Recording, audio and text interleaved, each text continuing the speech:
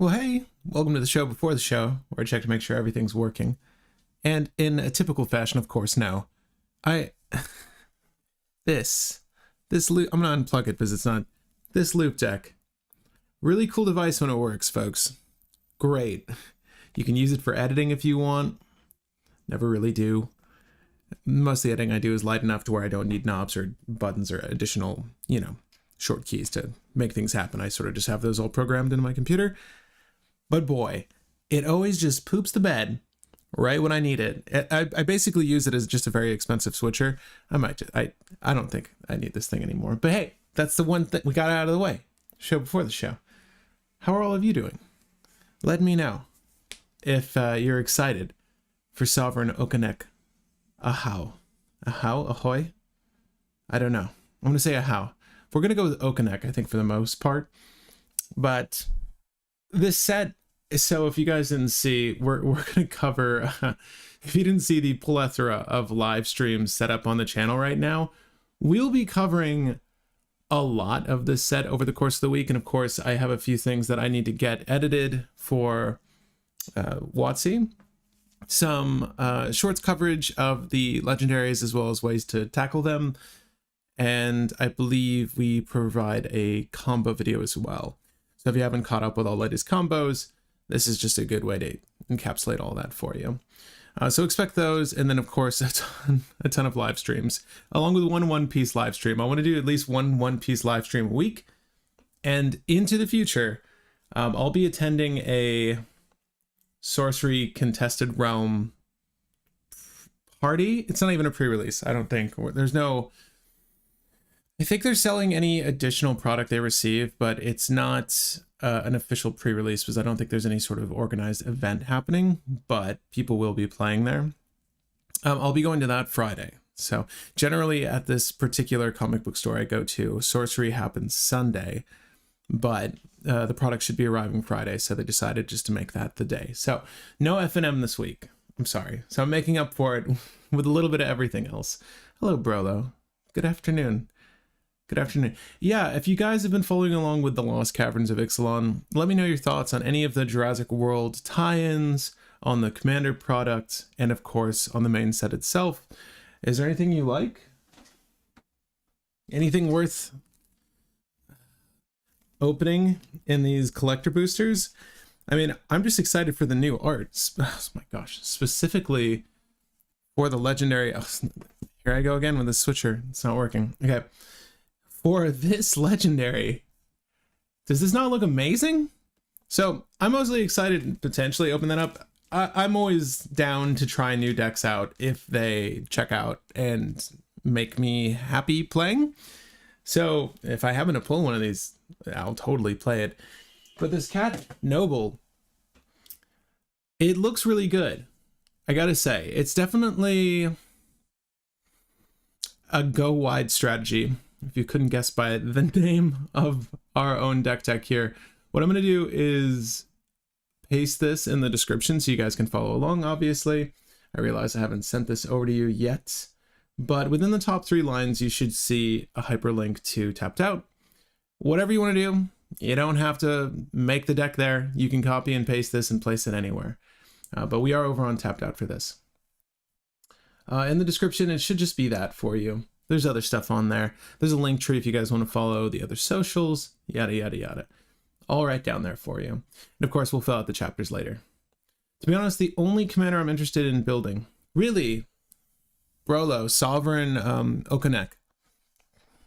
I'm going to put this loop deck away. I'm going to put this brown substance closer to me, and I'll put that away. That way I won't seek to grab it. Okay. But I'm curious as to why that is. Why is Sovereign the only legendary you're interested in brewing for? There's a handful of interesting ones, and we, of course, when we cover our set review Saturday, we'll be discussing all of the singles from the set. So you can expect to see coverage of... I'm sorry, I distracted by the land base here. You can expect to see coverage of all the singles you should be picking up and then potential legendaries, but we have a legendary tier list that's a part of the official MTG Ambassador program. That's happening tomorrow. So Will and I will be discussing those. Definitely, I encourage you to hang out for that. make time in your calendar. It's going to be 7 p.m. Eastern Standard Time. Okay, so it's going to start a little bit later in the evening. I think that works best for most people. I think. This started early because we're going to music trivia later, so had to make time for that. Yes, we're going to music trivia around 8 o'clock. So want to get this out of the way early, handle some other things. But yeah, I'm curious as to why this one's your favorite of the lot, or the only one you're interested in brewing for. I'll have to say it's one of the more unique legendaries I've seen in a long time. Diego says, I like the set a lot.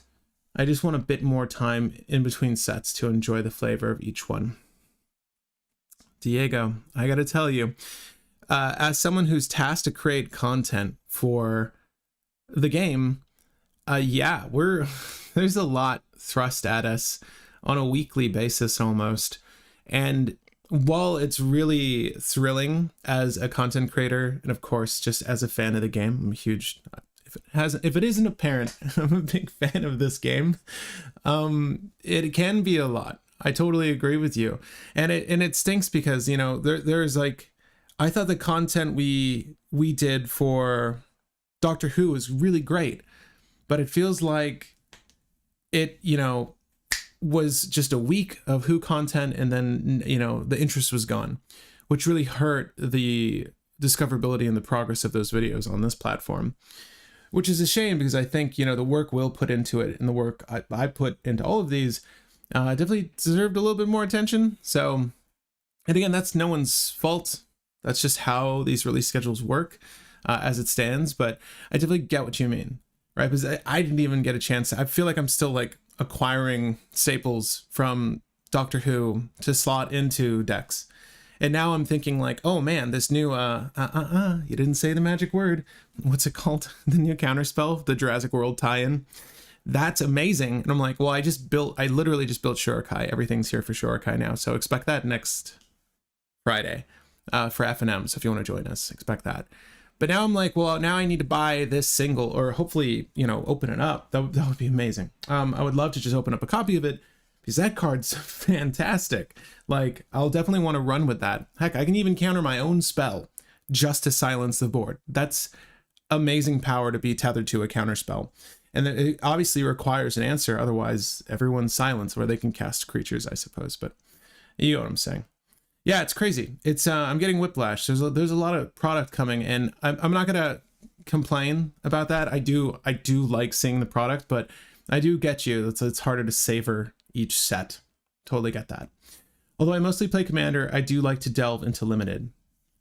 I prefer beatdown, heavy decks, and I have so many decks already.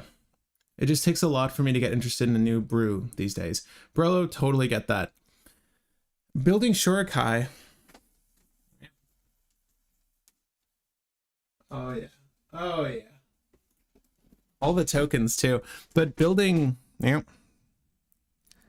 This deck, like, one, it went over my head. I completely missed the wagon of the Shurikai wagon, crew 8 wagon that is Shurikai. I missed it, and it was only until we started doing that best color pairing thing and we were discussing Azorius that I was made aware of its existence. And again, I don't get very, it's rare. Like, there are certain strategies that I just want to play for, and I feel like for the longest while with cEDH in particular, I've always played aggressive lists that want to play really fast and, like, you know, establish a board state, look for those play lines to create a win quickly.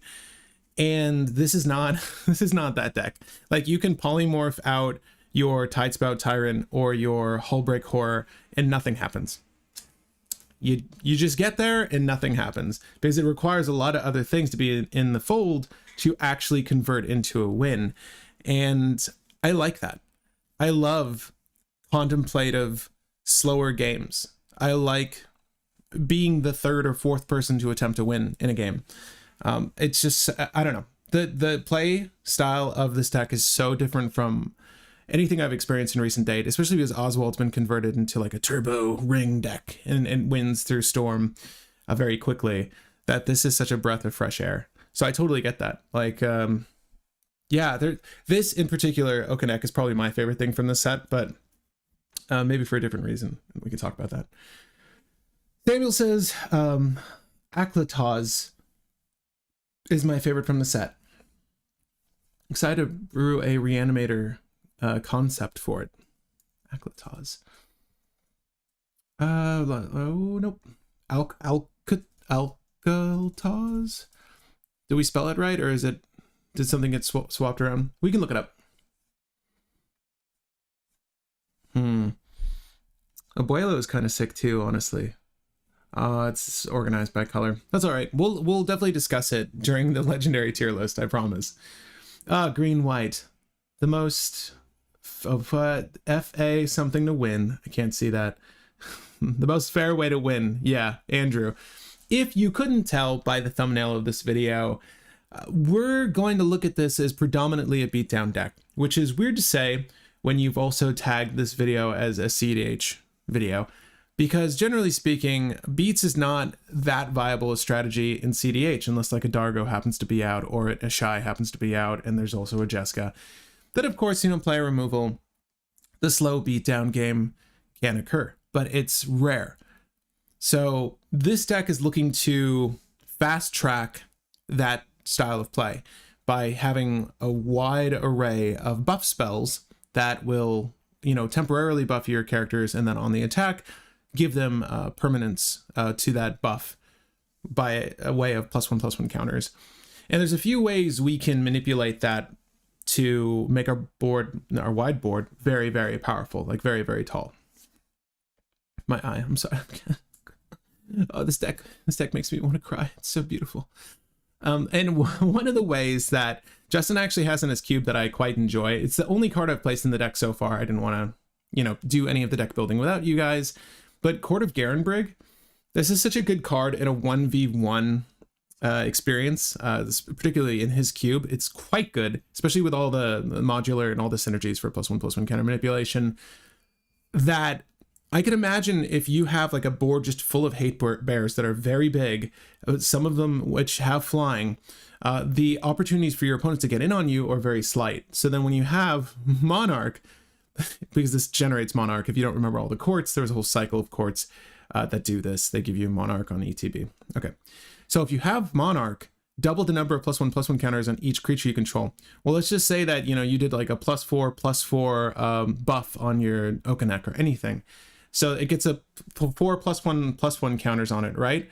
So next turn, anything that had that buff in combat will now also double the amount of buffs. Not to mention the fact that it's also distributing +1/+1 counters to, mind you, to up to 2 creatures. So there's a lot of playability with this effect. Obviously, I don't think it's the first thing you're going to throw down. I think you're going to throw down like a Deafening Silence, and of course, Aura of Silence. And I'm thinking 3 CMC slot. You're going to throw down your stacks pieces that are in that range first, and then focus on sort of the finishers. I would say this is a finisher for the deck. I don't know if this is good enough to stay, but the general concept here should be go wide, grow tall, beat face. And that's not typical in a cEDH strategy.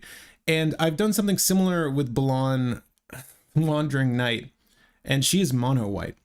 And I had a great time, casting Ravages of War, destroying all the lands, laying down stacks, and just beating face. And it worked. It legitimately worked, because for the most part, when you get to a point where, maybe the best thing they can do is a Cyclonic Rift, and if they just don't hit it, you're in good shape. But yeah, I totally agree. Green white, probably one of the more difficult colors to win with. The thing that gets this kitty cat beyond is the simple and elegant Ward 2. Brutal. Yeah.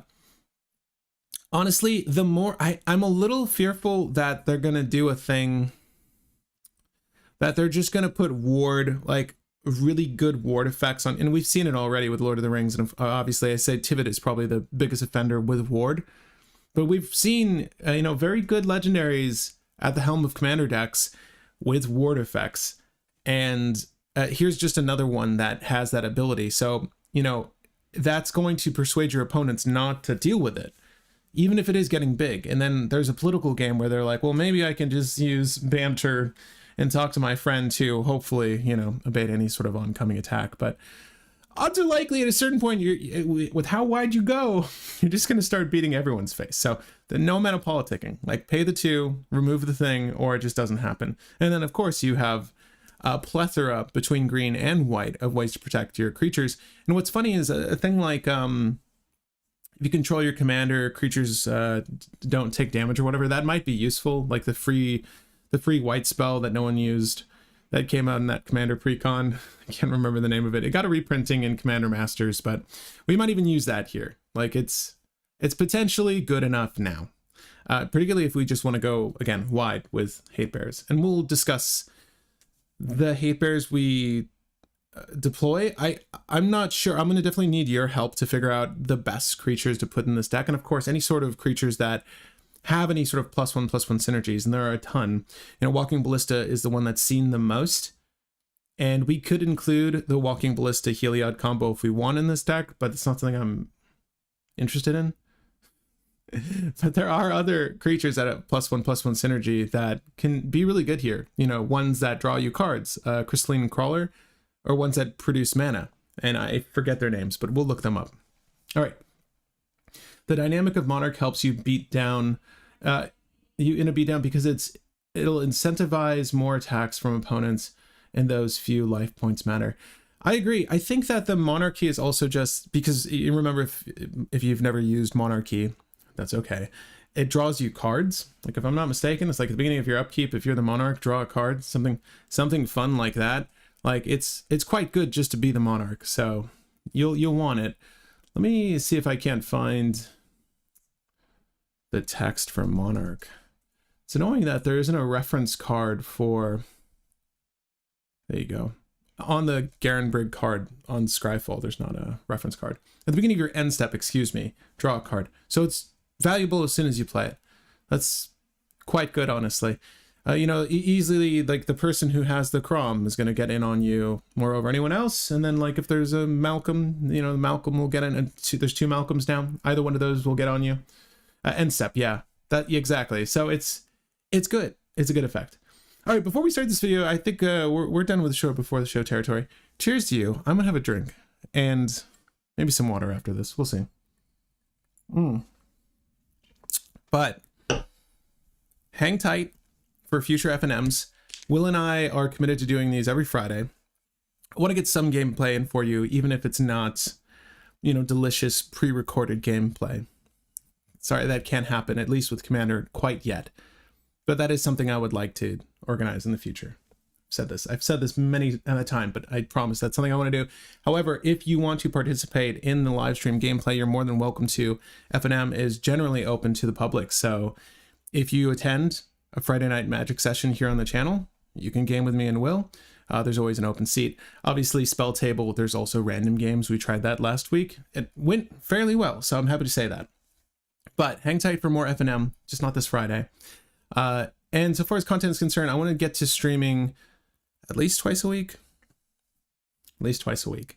The Saturday, or 3 times ideally. But we'll see if that magical number can happen. But beyond all of that, thanks for attending this brewing session. And I know it's been a while since we brewed a deck here on the channel. Obviously, if there are other legendaries that have come out that you want to see, that you think I might have good thoughts on, or you want to share your thoughts on, let me know. Let me know in the comments here after this video. But one final thing, it says spam those emotes. It does actually help. It does help. For some reason, YouTube, like, it's a feature. If you're spamming the emote button that's in the chat, they'll actually push this to other viewers. So if you think the show deserves more views, that's a way you can help. And you get your finger workout in for the day, I guess. But beyond that, if you enjoyed the video here, leave it a like. Helps a lot. Let's start. Okay. So I'm excited for this. Yeah, so I went to Garen. Look at it. Here, I'll show you. I'll prove it. I'll prove it. No reminder card. Like, you definitely become the Monarch for this card. And it's like, you know what it does. But no, I totally forgot. So, Sovereign Okinec Ahau. Tell me if I'm... Look, this whole set scared me because apparently I butcher I butcher the word mir. I say mur. I butcher the word mir every time I utter it. And unfortunately, there are a lot of popular mir that are just played, some of which are in Oswald, and I butcher it all the time. So if I butcher a name from this set, forgive me. I feel like this actually has some sort of bearing in reality. Emir is a fictional word, okay? I'm sorry. But Sovereign Okinec is 2 generic Selesnya, the fairest color, I'm told. 3/4 body, legendary creature, cat noble, ward 2. So good. Whenever Sovereign Okinec Ahau attacks, for each creature you control with power greater than the creature's base power, so again, a buff spell, put a number of +1/+1 counters on that creature equal to the difference. So what's really interesting here, if I'm reading this correctly, and you can correct me if I'm wrong, so beyond like just doing the invigorate or whatever, that gives you +4/+4 till end of turn, you attack. I have a 7/8 attacking you. For each creature to include Okinec, it's going to see itself and say, oh, okay, so, but difference between 3 and 7 is 4. So it's going to look at power to increase the stats of everything. So in most cases, the buff to attack is going to be the same as the buff to defense, unless you use, I guess, Berserk on something, and then you can go really nutty with how many +1/+1 counters you're applying. But it basically doubles the effective boost for the turn. So if I do +4/+4, I'm actually doing +4/+4 with +4 +1/+1 counters. So that's 8/8 till the end of turn, and then Okinec is the 7/8 with ward 2, which means that there is a 3-turn clock, right? Or less, I guess, for the person we just hit. And depending on the amount of buff spells we have just floating about, and or anthems we have on the battlefield, or just any sort of effect that increases the base power of a creature, we're going to go insane. We're going to go absolutely insane. And what's really neat is that there's actually the white tree. My gosh, Lord of the Rings had so many good cards.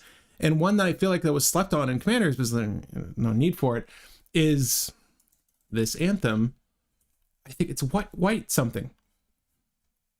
Flowering of the White Tree. Do multiple instances of ward stack? I believe so. by the way, double white, legendary enchantment, legendary creatures you control get +2/+1. Remember, we're looking at power. We're looking at power, right? Non-legendary creatures you control get +1/+1. Okay, that's fine. Fair. Fair is fair. Wait, am I reading this wrong? This sounds really good, right? So it's just Flowering White Tree, and let's just say we logically played this out before Okinec because, you know, mana curve. Play this out. Next turn, Okinec. Who knows? Lightning Greaves, maybe. We'll attack with Lightning Greaves. Okinec is now a 5/5, 7/7 on the attack. Ward 3. It's pretty sweet, right? I think that's pretty good. I think that might be enough to help you pilot to a win, just having like a bunch of anthems out. But we'll see. Wait, is this not a cEDH deck? Chris, of course it is. Of course it is. But only with your help. And that's the beauty, I guess, before we really jump into this, I'm sort of just gushing over the general strategy here. But if there is a combo you want to include, yes, we may include it. Many of the combos in Selesnya require you to wait a turn if it's making, infinite tokens or something like that. In a lot of cases, the Selesnya go-tos are still going to be a Walking Ballista, Heliod the Suncrowned. Like, that's going to be a thing. And there's a handful of other combos. It's just green lacks the tutors to really efficiently get there, and I just don't care at this point. I'm more interested in going wide, building up, and just beating face. So all of the best tech you can think of for that strategy, let me know. I want to know. And of course, if there's anything else that you want to incorporate, please shout it out. Like, if there's a new combo that I'm just not privy to or unaware of or ignorant of, please let me know. Like, I don't know everything. I just realized the artist, their pen name is Pig Hands. So such good art. This is the art I would want to play. This is so good. Okay. They don't stack per se. Several instances of ward, each triggers separately. Functionally almost the same though. Okay. That's interesting. So it's not like having a toxic effect on a toxic effect, I guess, right? So several instances of ward is going to be ward 2, ward 1. You're not going to, yeah. Virtually ward 3. Regardless, very good. If that's true, Diego. And thank you for clarifying.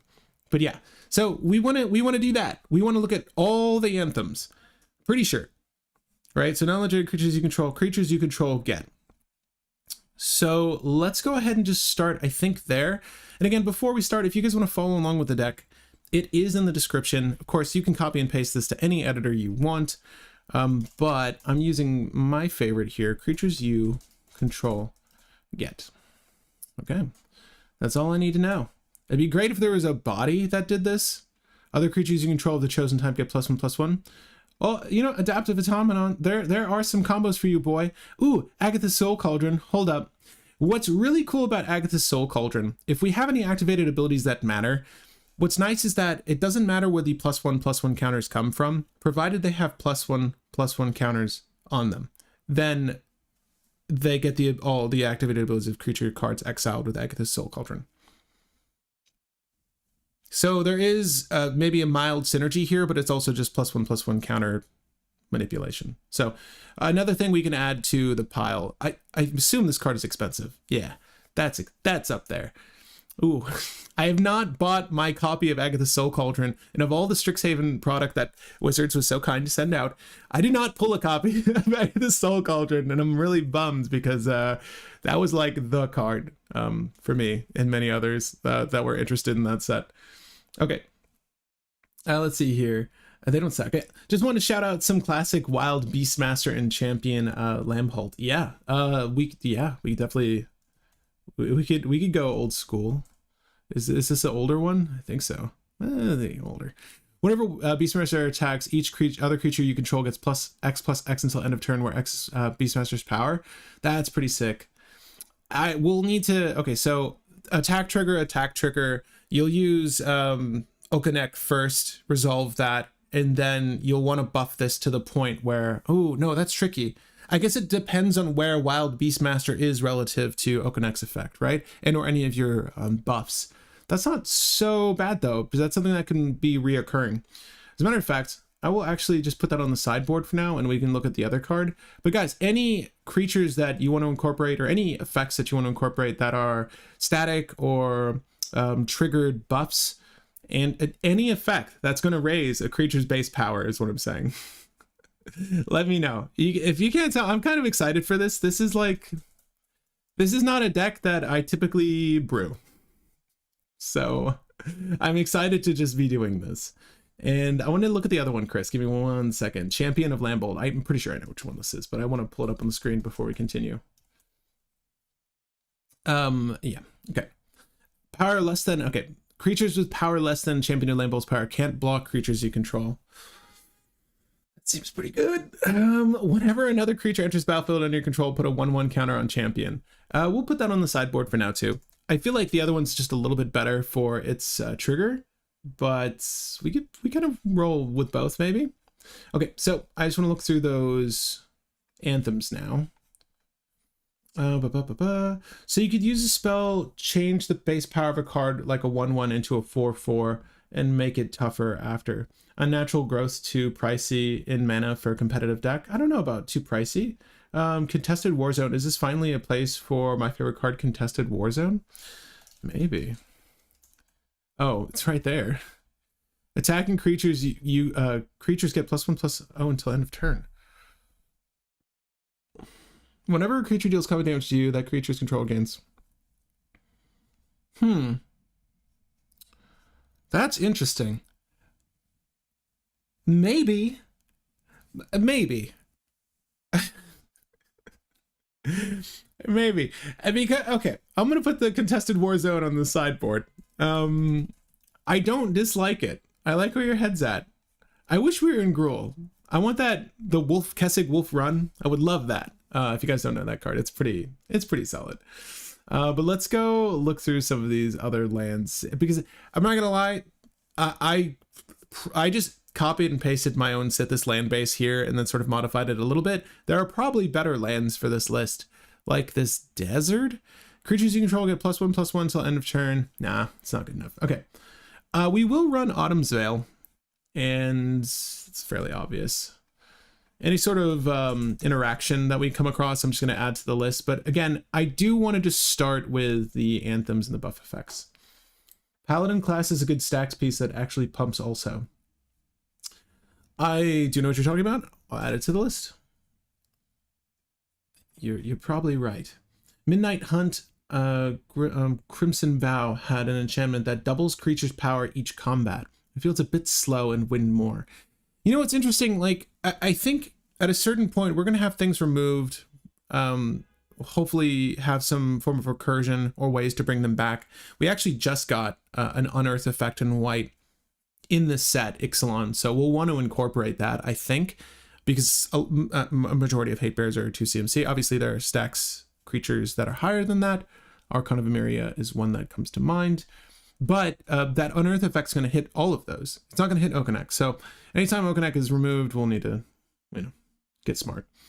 What's the Exalted Land? Did I pass the Exalted Land? If you figure it out, we mainline it. How about that? Charge. Creatures you control get +1/+1 until end of turn. Don't know if that's enough. Target creature you control gets +1/+1 until end of turn. It can't be blocked. I like that. Creatures you control get +1/+1 until end of turn. Cliffside Lookout. Did we need a mana sink in these colors? So here's the thing. Like, we'll use, obviously, Guy's Cradle, and we'll use Nykthos Shrine to Nyx. So we might have the devotion, or we just might have the creatures to just filter into that, but that's a little too cute. 5 mana to do that. A little much. I don't have snow basics, but maybe. Choose target creature you control, target creature you control, indestructible. Indestructible is actually kind of useful. X, Contortionist Troop. X enters the battlefield, X +1/+1 counters. That's interesting. I like the fact that, that's so interesting, actually. Like Stone Coil Serpent, anything that has a 0 base power that enters with X is actually quite good. I'm realizing now how good these are potentially for the deck. I mean, we're even on like City of Traders. We want to hit the 2 generic for Okinec's cost, but moreover, it can be poured into effects like this. At the beginning of your end step, if you control 3 or more creatures with different powers, put a 1/1 counter on target creature you control. Coven. Cathedral of War. Andrew? Consider it mainlined. We'll remove a land. We'll get rid of Guy's Cradle for Cathedral of War. Don't worry. Hydras, exactly. Yeah. Tyrite Sanctum, maybe. You might be right with that. I don't know. Lumith Thread Field comes as a body or as an anthem. Ooh, you just said so many things I wanted to hear. It's gonna go into the main deck for now. I think I can like preview these cards before I enter them, but I'm gonna just go with you there. I think Contortionist Troop is a little too cute. If you control 4 more creatures, it gets +4/+4 until the end of turn. No, for the family, I think we're good. We might want to incorporate some of these things, though. The +4/+4 effects. There are a few that we can incorporate. All creatures you control get +1/+1 until end of turn. Gerard's Battle Cry. Is this too cute? It is too cute. Am I right? It's not good enough. Training. Whenever this creature attacks with another creature with greater power. Huh. Wow, that's kind of cool to just have attached to a thing. This Hopeful Initiate. Sorry, are you guys seeing this? This Human Warlock? Is that good enough? Probably not, but I like it. Colonian Hydra is the only one I really would consider. I'll put it in the main board for now, just so that we can take a look at it. Actually, let's see if I can do it. Oh, okay, that's a preview we're gonna get. I'll put it on the main board for now. How about that? Enters the battlefield with +1/+1 counter on it for each time it was kicked. Okay, multi-kicker on this is kind of expensive. Other elves you control? Nah, I wish. Okay, at the beginning of your combat, 3 or more creatures, gets +1/+1. Nah, choose a creature, battlefield, put a 1/1 counter on it, then fight. Paladin class, yes, creatures you control. It's an anthem. Whenever you attack until end of turn, yeah, that's really dope. Spells your opponent's cast cost 1 more to cast. That's such a good effect, namely because of the ward already that they have to contend with. So we're really just looking at the ones that go across the board here, I think. Return any number of target creatures you control to its owner's hand. Scapegoat's kind of sick if we had a token strategy that leveraged that, but I don't really think we do. Discard any number of cards from your hand. Nah, that's not what we want. Put a 1/1 counter on each of up to X target creatures you control. Huh, that's cute. Silk Guard. It's not good enough. We'll put Agatha's Soul Cauldron, no. I think it's just it's good grave hate. You still do need grave hate. And if you're in Selesnya, you've got slots. You've got space. Whenever this creature deals combat damage to a player, draw a card. I like that. Actually, this might be a Keen Sense deck. And hear me out. I get it's not great. But if we did incorporate Walking Ballista or something that just pinged, Keen Sense is quite good. Okay. What does Sovereign do? Sorry, I'm just jumping in. Stormtrooper, oh my lord. I'm so glad you asked. So Sovereign has a really cool effect where it will provide a number of +1/+1 counters equal to the difference of a creature's base power to where its power is during combat, because it's an attack trigger. So if you buff a creature by +4/+4 and its base power is 3/4 like Sovereign, it will get 4 +1/+1 counters based on its power, on top of the fact that it's already buffed. So you're doing quite a lot of damage every single turn, and obviously if you have an Anthem going, it just gets better. You should definitely have Walking Ballista. It's a 0/0 creature. Yeah, I agree. Oh my gosh. Do we... Oh, what is the... Sarah's... What is the angel thing that everyone likes? Sarah's what? Sarah's Sancno. Sarah's Guardian, no. It's the creature that if you have X or more life, you get to do the thing. Sarah's Ascendant. It gets +5/+5 in flying. Hold up. So just hear me out. How good is Sarah's Ascendant in this deck? So if I turn 1 this, you're not gonna... Why would you deal with my life? I'm not playing black. You don't need to worry about my Necropotence, my ad nauseum. So you play this, and it's a 6/6 flyer lifelink that becomes an 11/11 flying lifelink that becomes a... Oh my, it gets out of hand so quickly. This is great. So counters on top of like power doubling. Yes. It's what we're doing. It's the cEDH of the week, okay? For November 2023. This is what cEDH looks like. Sarah Ascendant in Okinec. Oh my god. Oh, I forgot there was this new secret lair too.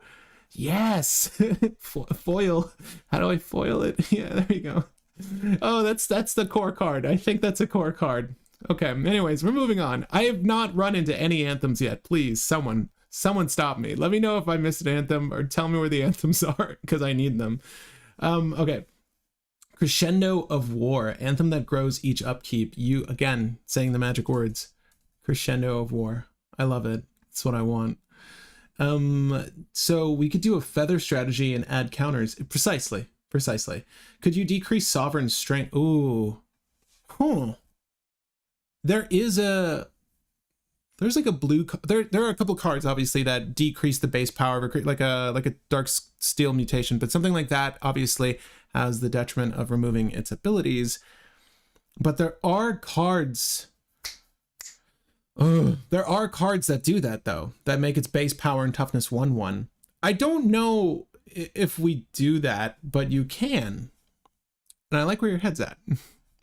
Each creature you control assigns combat damage equal to a toughness. Nah. Creatures you control. Nah. Enchanted creature gets +2. Enchanted creatures you control get +2/+2. If only Okinec was handing out auras, my gosh. A Tale for the Ages is sick, though. Obviously not good without a synergy for it. So like the other Selesnya legendary that just came out. Virtue and Valor.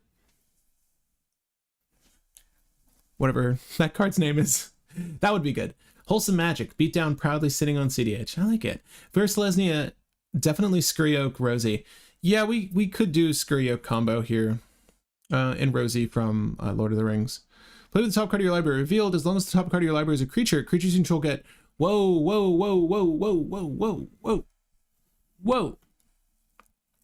Okay, one, let's take in the art. This is amazing art. Okay.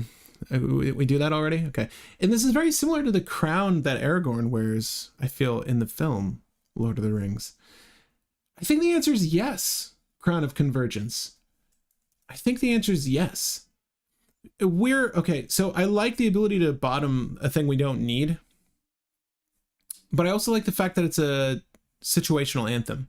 It could be bad. It could be just removed, but I like the idea of it. Right now, when this creature deals combat damage, attacks. What's cool about anything that has renowned, and for the most part, most of the renowned creatures also have an ability that says, like, if this is +1/+1, then do this. Other attacking creatures you control get +1/+1 until the end of the turn. So that's kind of cute. I don't think it's good enough. I know I just said Crown of Convergence is good enough. This does take... Crown of Convergence can at least hit and do a thing where this needs to wait around.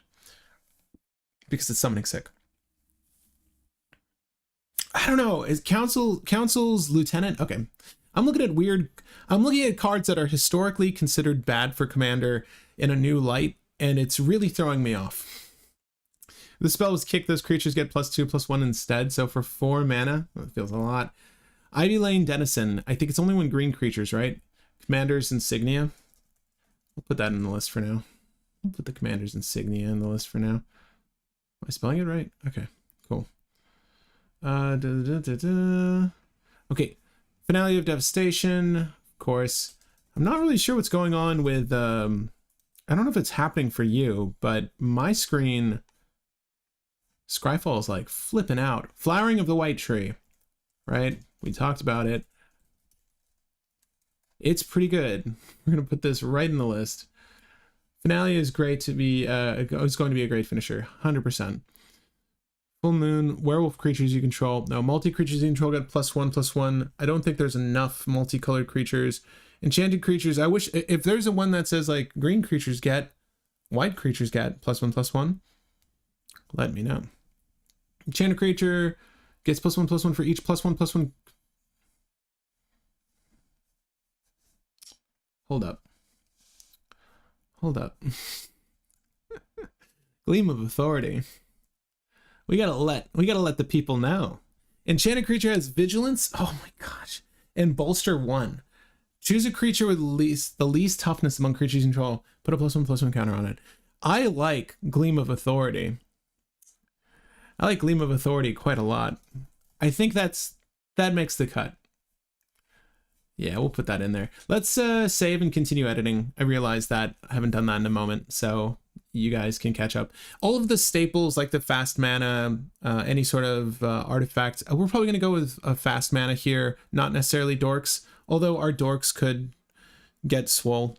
So maybe we do run a handful of dorks, mostly the auras and fast mana, as well as the Elvish Spirit Guide. We'll run that as well.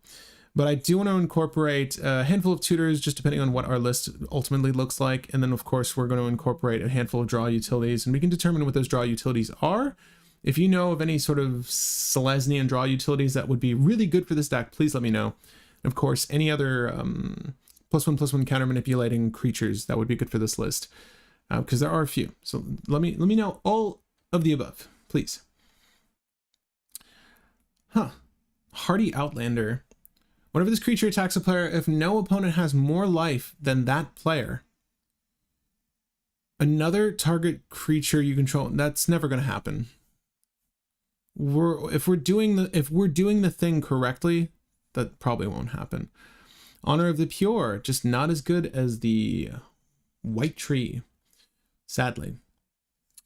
So Sylvan Anthem and Glorious Anthem sounds good to me. Proliferate. Storm, if there are any specific proliferate effects that you think deserve a spot, we can definitely look up, though, proliferate cards. I think that's a bad idea. I don't know what Sublime Angel does, but I'll put it in for now. Oh, another Secret Lair card. I'll put it in for now. We'll take a look at it later. Gilwain, Casting Director, puts a roll enchantment on all of your non-token creatures as they enter the battlefield. This is true. And all of those rolls give +1/+1.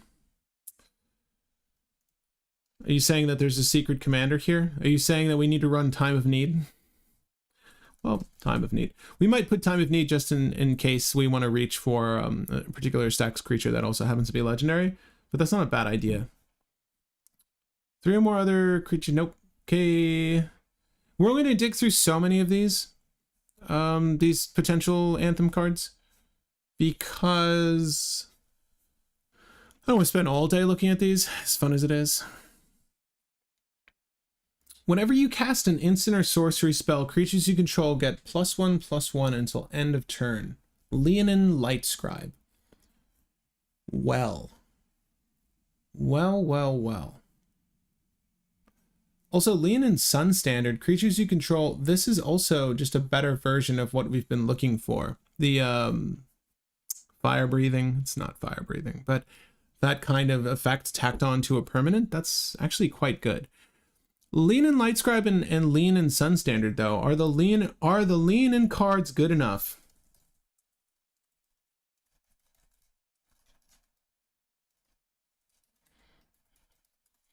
Let me know. And specifically the ones that are on screen now. So if you jump in and you see this poll, I'm sorry.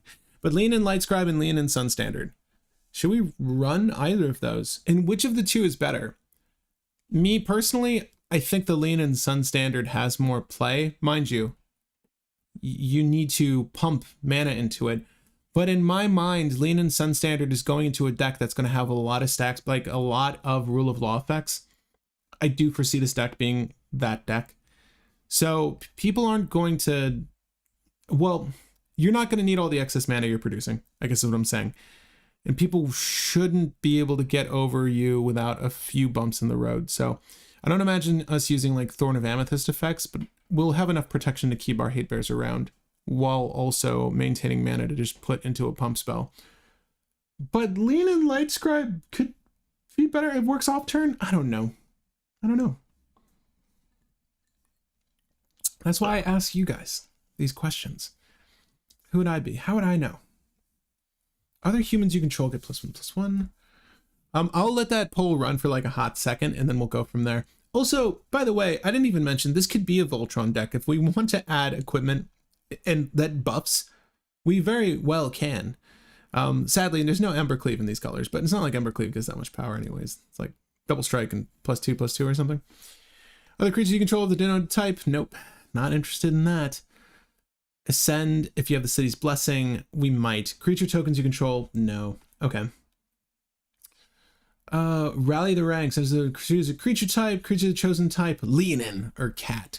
Well, we don't have that many cats yet, but rally the ranks could be good, potentially.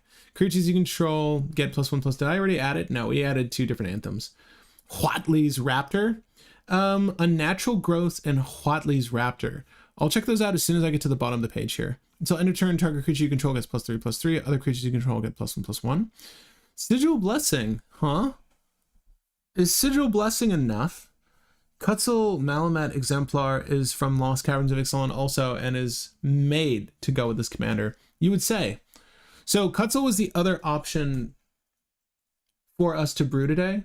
Let's see, there's this weird thing where it's just pitching, specifically Scryfall is like, the screen is clipping. See if that's happening to you guys. Let me know if it is. Beastmaster Ascension might be too slow. Maybe. You know what I was also thinking of? Let me know, guys, if you like the idea of running any of the like Savala style draw effects, the like greater goods of the world where you draw cards equal to a creature's power. Is there a moment in the game where we just need massive draw like that? Because we can have it. There's a lot of that. Wow, there's so many effects that give +1/+1. I don't know where we stop. I think once we get past 3. Sorry. Honda's Banner. So this is just another anthem. A legendary creature has to be attached to a legendary creature. Creature that share a color with the equipped creature get +1/+1. Creature that share a creature type with the equipped creature get +1/+1. He is a cat noble, so it's a little awkward. Conda's Banner.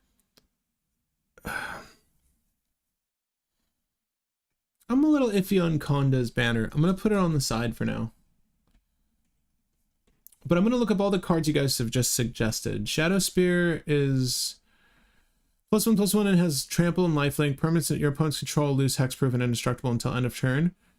I think that we could probably find something a little bit stronger than that. Am I wrong? Is that good enough? That's what I was thinking, right? Like, I think that that is actually potentially good enough. Let me know if, did I just freeze? Hold up. Here, I'm still here. The video freeze. Let me know. Put all the swords. Master Chef. Here. Here. Okay, where was I? I want to look up... I wanted to look up 2 more cards that were suggested. I'm sorry. Where did they go? Watley's Raptor. Watley's Raptor. Enters the battlefield, proliferate. Proliferate might be slow. The video is back. Thank you. Thank you. Thank you. Not sure what happened there. Sorry about that, guys. Yeah. Says it's running. Says it's live. Says it's good. Okay. Good. Dropped frames. 0. Sure. Sure. It froze for a bit. Yeah. Thank you. Thank you for letting me know. Okay. We're going to continue in just a second. I just want to look through a few more of these and then we'll move the party forward. I think we're pretty much there though. Commander creatures control get +2/+2 and indestructible. Cute. We're good on you, sir. Oh, whoa, whoa, whoa, whoa. Put a 1/1 counter on target creature. No, it's not good enough. Creatures control get +2/+0. Escalate. You may pay this cost as... Okay, no, we're good. 3 CMC for that effect is not good enough. Creatures you control get +1/+1 until end of turn. Whenever land enters the battlefield under your control, get +1/+1 until end of turn. So our fetch lands are obviously very good. I don't know why I'm looking at Canyon Jerboa this intently. Am I crazy? All right, I kind of like it though. Let me end this poll. It seems like none of you like the lean-in cards. The video is back. The website is glitching. The website is definitely glitching, but that's okay. Don't worry. We're going to be on Tapped Out, having a rollicking good time, testing the deck soon. Creatures you control get +1/+1 until end of turn.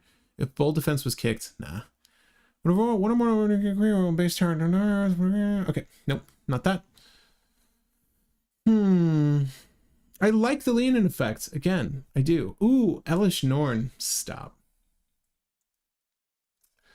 It's Elish Norn Grand Cinnabite, right? Is that the one? That's the one. Where's the one? I mean, we're gonna use this one, obviously, but there are other copies. Didn't get a notification that you were streaming. Willie Reeves. That's typical YouTube. They don't really want you to know. But I'm glad you're here. Yeah, it's weird. You do need, if you hit the bell icon while you're watching this video, it should notify you of any videos I have inbound. But also, if you see this pop up and you want to get notified, I think there is a notify button now, specific to the video. So you can do that as well. But thank you for letting me know that. Rather annoying to hear, but I'm glad you're here. I think after we go through this page, we're done with the anthems. I don't think there's enough here. That's pretty dope though. I'm sorry, this Troll Wizard, Guardian Augmenter, commanders you control get +2/+2. There's no hijack effects in these colors, so it's not like we can buff other commanders. That would be weird if we did anyways. Commanders you control have hexproof though. That's quite good. Guardian Augmenter. Gandalf White Rider. Yeah, OG Elish Norn is needed. I agree. Is Gandalf White Rider, is that also a buff? I'd also look at Canyon Jerboa for a while, but didn't seem good enough at 3CM. Nah, Espresso, I agree with you. I've had the bell on since day one. Willie, what? Thank you for letting me know. Don't know why that is. Something about live streams, like they just treat you like a second-class YouTuber on here. Not gonna lie. Someone's Bowmasters can ping other problems easier. Is Guardian Augmenter any good? I'm looking at this like genuinely. Is it any good for this deck? Because I like it as an anthem for at least our commander, and obviously having something that's giving it hexproof is quite good. It makes me think of that angel, Shalai, the Selesnian angel. Like maybe that's good enough too. But Guardian Augmenter, do we want to add this to the list? Yay or nay? So is it Shalai? I think it is Shalai. I kind of want to look at her. Yeah. You, planeswalkers you control, and other creatures you control have hexproof. Put a 1/1 counter on each creature you control. You know, yes? No? Yes. Yes. Because I want you to either have Winds of Abandon, a very fat Toxic Deluge, Cyclonic Rift, a Chance Out of Time. I don't know, like something that's going to handle my creatures without targeting them. I mean, I already have Ward on my main creature. Shalai Voice of Plenty might be good enough. Let me just add Shalai Voice of Plenty. Again, it can come out. We obviously don't have any of our hate bears in here yet, so it's like, what are we worried about protecting? I don't know yet. Gandalf Wide Rider is an Anthem, scries and tucks himself back in when he dies. That sounds gross. Let me look at that. Should it have come up yet, or let me look. Gandalf. Wait, again, we're only going so far. There you go. That's why he's a 4 CMC. Let me know if there are any other anthems that you think are worth it. But whenever you cast a spell, creatures you control get +1/+0 until end of turn. Scry 1. This is good. It's cast a spell. It's not instant or sorcery like the Leonin. When it dies, put it from. Yeah, that's actually quite good.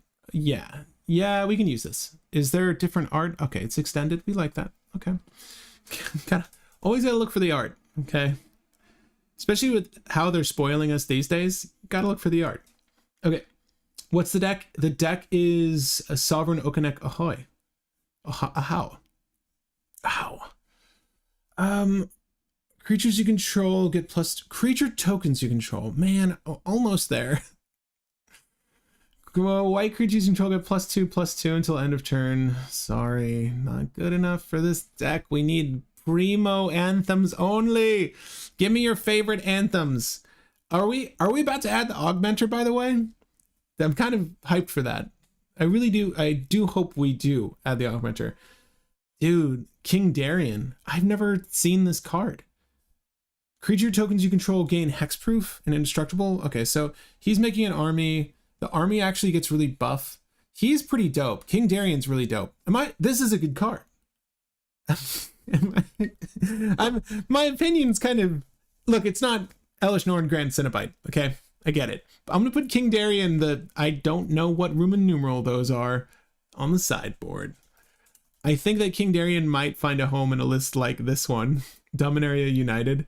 Oh, I like that OG one. That art looks so good. Okay.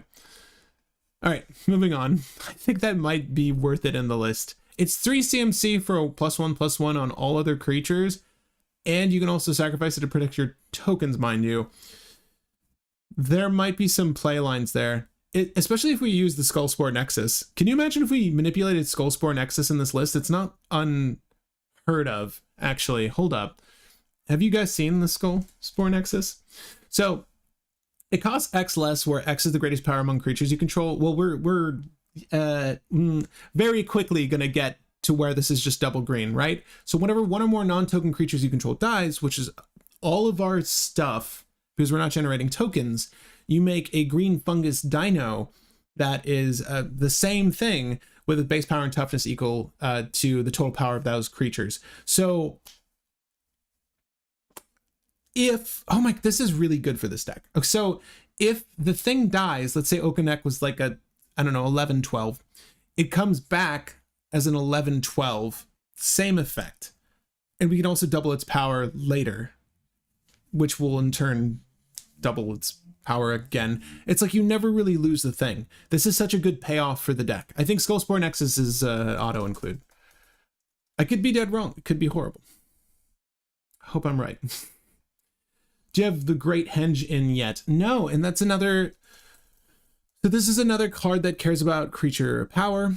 So it's the greatest power among creatures you control, and so it could be 7 or less. It adds double green, you gain 2 life, and more importantly, whenever a non-token creature enters the battlefield under your control, put a 1/1 counter on it and draw a card. Yes, I think the Great Henge also makes sense. Thank you. And we do not have it in the deck.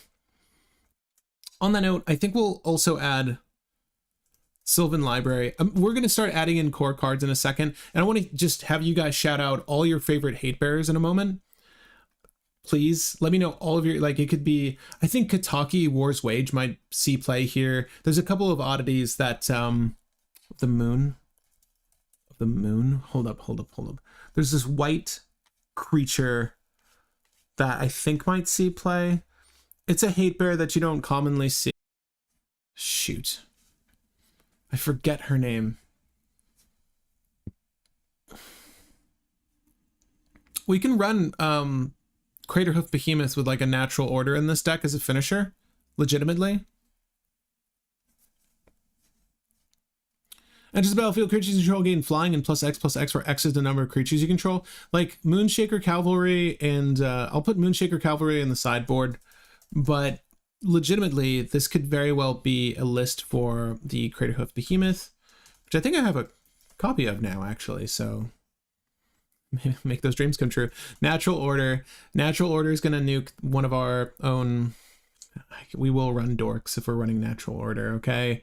But I do believe that the Craterhoof Behemoth is also 8, so it's not like we can do a Eldritch Evolution into it, right? Eldritch Evolution is 2+, yeah. So the most we'll get is 6, but that's okay. I think that we're okay. Sorry, I'm really just talking to myself here. There's a really cool hate bear though from Kamigawa that I want to look up, and it's really bothering me that I don't know her name. Moon Silver Moon creature Kamigawa. I think it is Champions of Kamigawa. We're just gonna put in all the Kamigawa, and not the modern one though. Not that there's anything wrong with the modern one. Yeah, let's do this. The creature is white. Kataki is from here, and Kataki War's Wage happens to be a legendary. So all artifacts have, at the beginning of their person's upkeep, sacrifice unless they can pay 1. So this is like a Tabernacle of Pendril Vale for artifacts. So maybe we do focus, this is only 1 creature, mind you, in the list. But I'm sorry, I've actually just moved on to hate bears. Shout out your favorite hate bears in the comment section below. Also, while you're down there, if you want to spam an emote, YouTube loves it. If you want to help this channel, that's a big way to do so. But also leave this video a like if you've been hanging out this whole time. It does go a long way, especially with these as VODs. For some reason, YouTube just eats up, just slurps up all of my, I don't know why I did that. It eats up all of my One Piece content in a way that these videos don't get eaten up, but you guys definitely show up for these lives more so than the One Piece lives. So let's have a little war between all the OPTCG content and the Magic content. Let YouTube know what you want to see. Okay? It's gonna kill me. Esper Sentinel. And Ed, is it a raise Forerunners budget hoof? No, we're not on a budget. We got the money. we can go for the full. We can go for the full-on Craterhoof Behemoth. If a permanent would be put in the graveyard, remove it from the game instead. Okay, so this is like a planar void. This is a planar void for white. Planar void is like a 1 black enchantment. And then whenever this creature blocks or becomes blocked, it gets +1/+1 until end of turn. Obviously they're not going to block this, and the attack trigger wouldn't occur, in time for this Bushido to matter. So Bushido is not an effect we're too concerned with. The Grave Hate is interesting though, namely because of how, again, people don't hate Underworld Breach enough. This just damns it. And I think Samurai of the Pale Curtain is kind of underlooked. Like, I like it quite a bit. Okay, I think I'm going to add Samurai of the Pale Curtain as well as Kataki. But yeah, Samurai of the Pale Curtain is the one I was talking about. And I found it. Champions of... I said... I thought it was... Did I say I thought it was Champions of Kamigawa? Let the record stand. I believed it was Christopher Moyler's work was in Champions of Kamigawa, and I was right. Or just, rewind this and find out I was entirely wrong. But yes, Esper Sentinel for sure. I'm sorry. Also, like I said, shout out your favorite hate bears. We're adding them now. So Moonshaker's on the sideboard for now. Jazal Goldmane. I don't believe I know. I do know, but I know the image. I don't remember what he does. Attacking creatures you control get plus X, where X is the number of attacking creatures.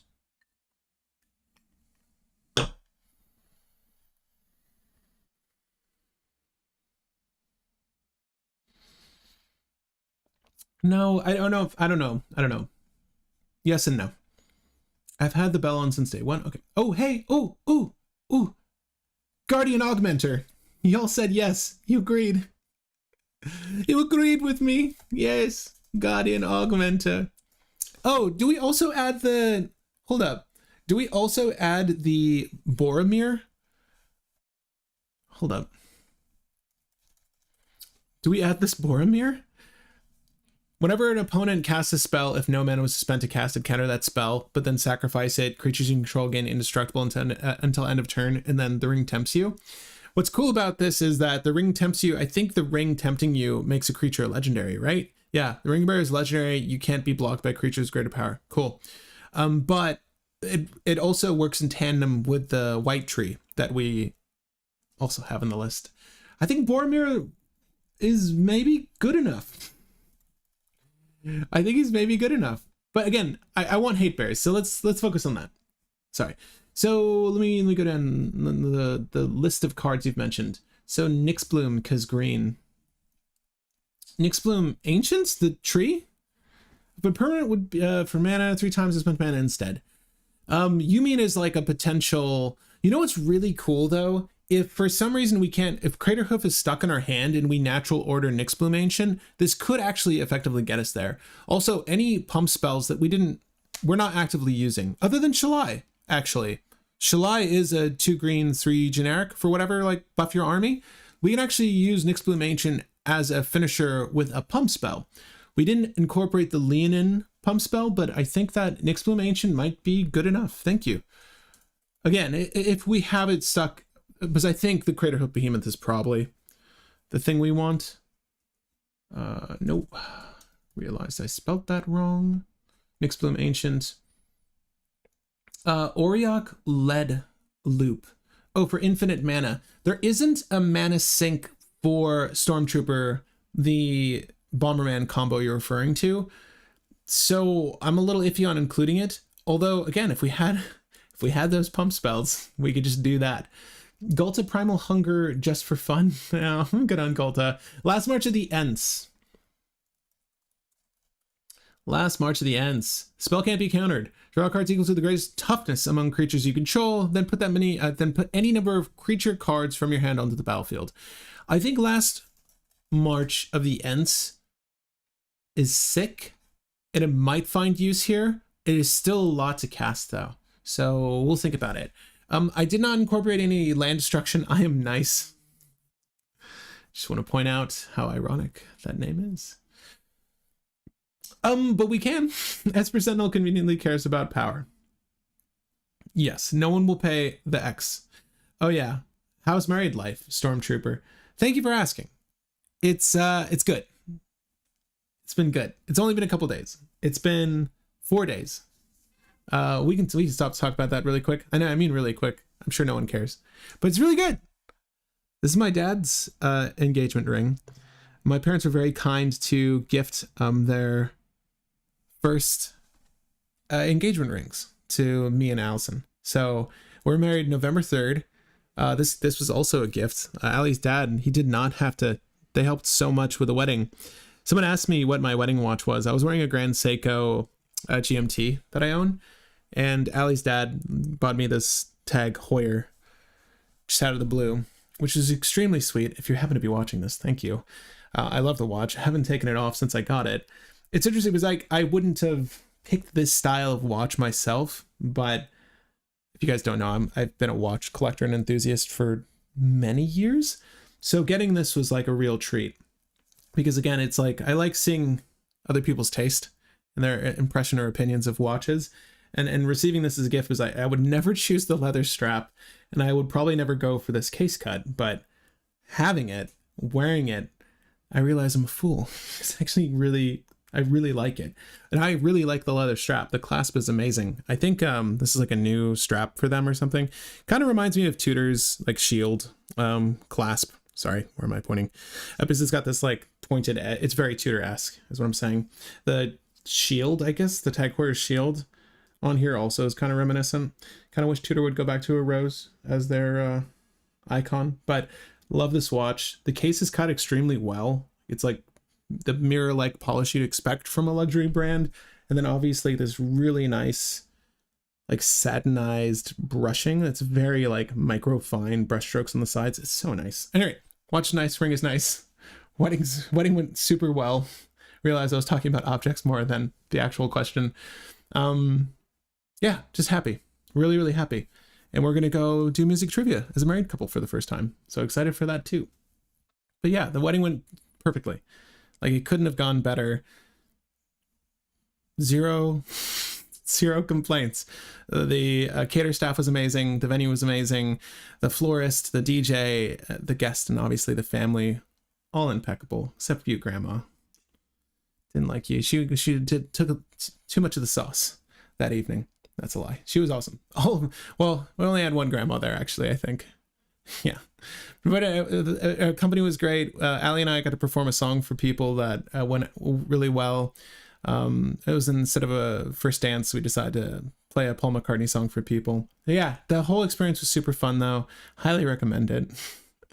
We both felt like it ended too early. But yeah, this not what the stream's about. I'll have to add a little sidebar though. But thank you for asking. It's been really, really great. But I'll ask you a question again. Keep telling me your hate bears.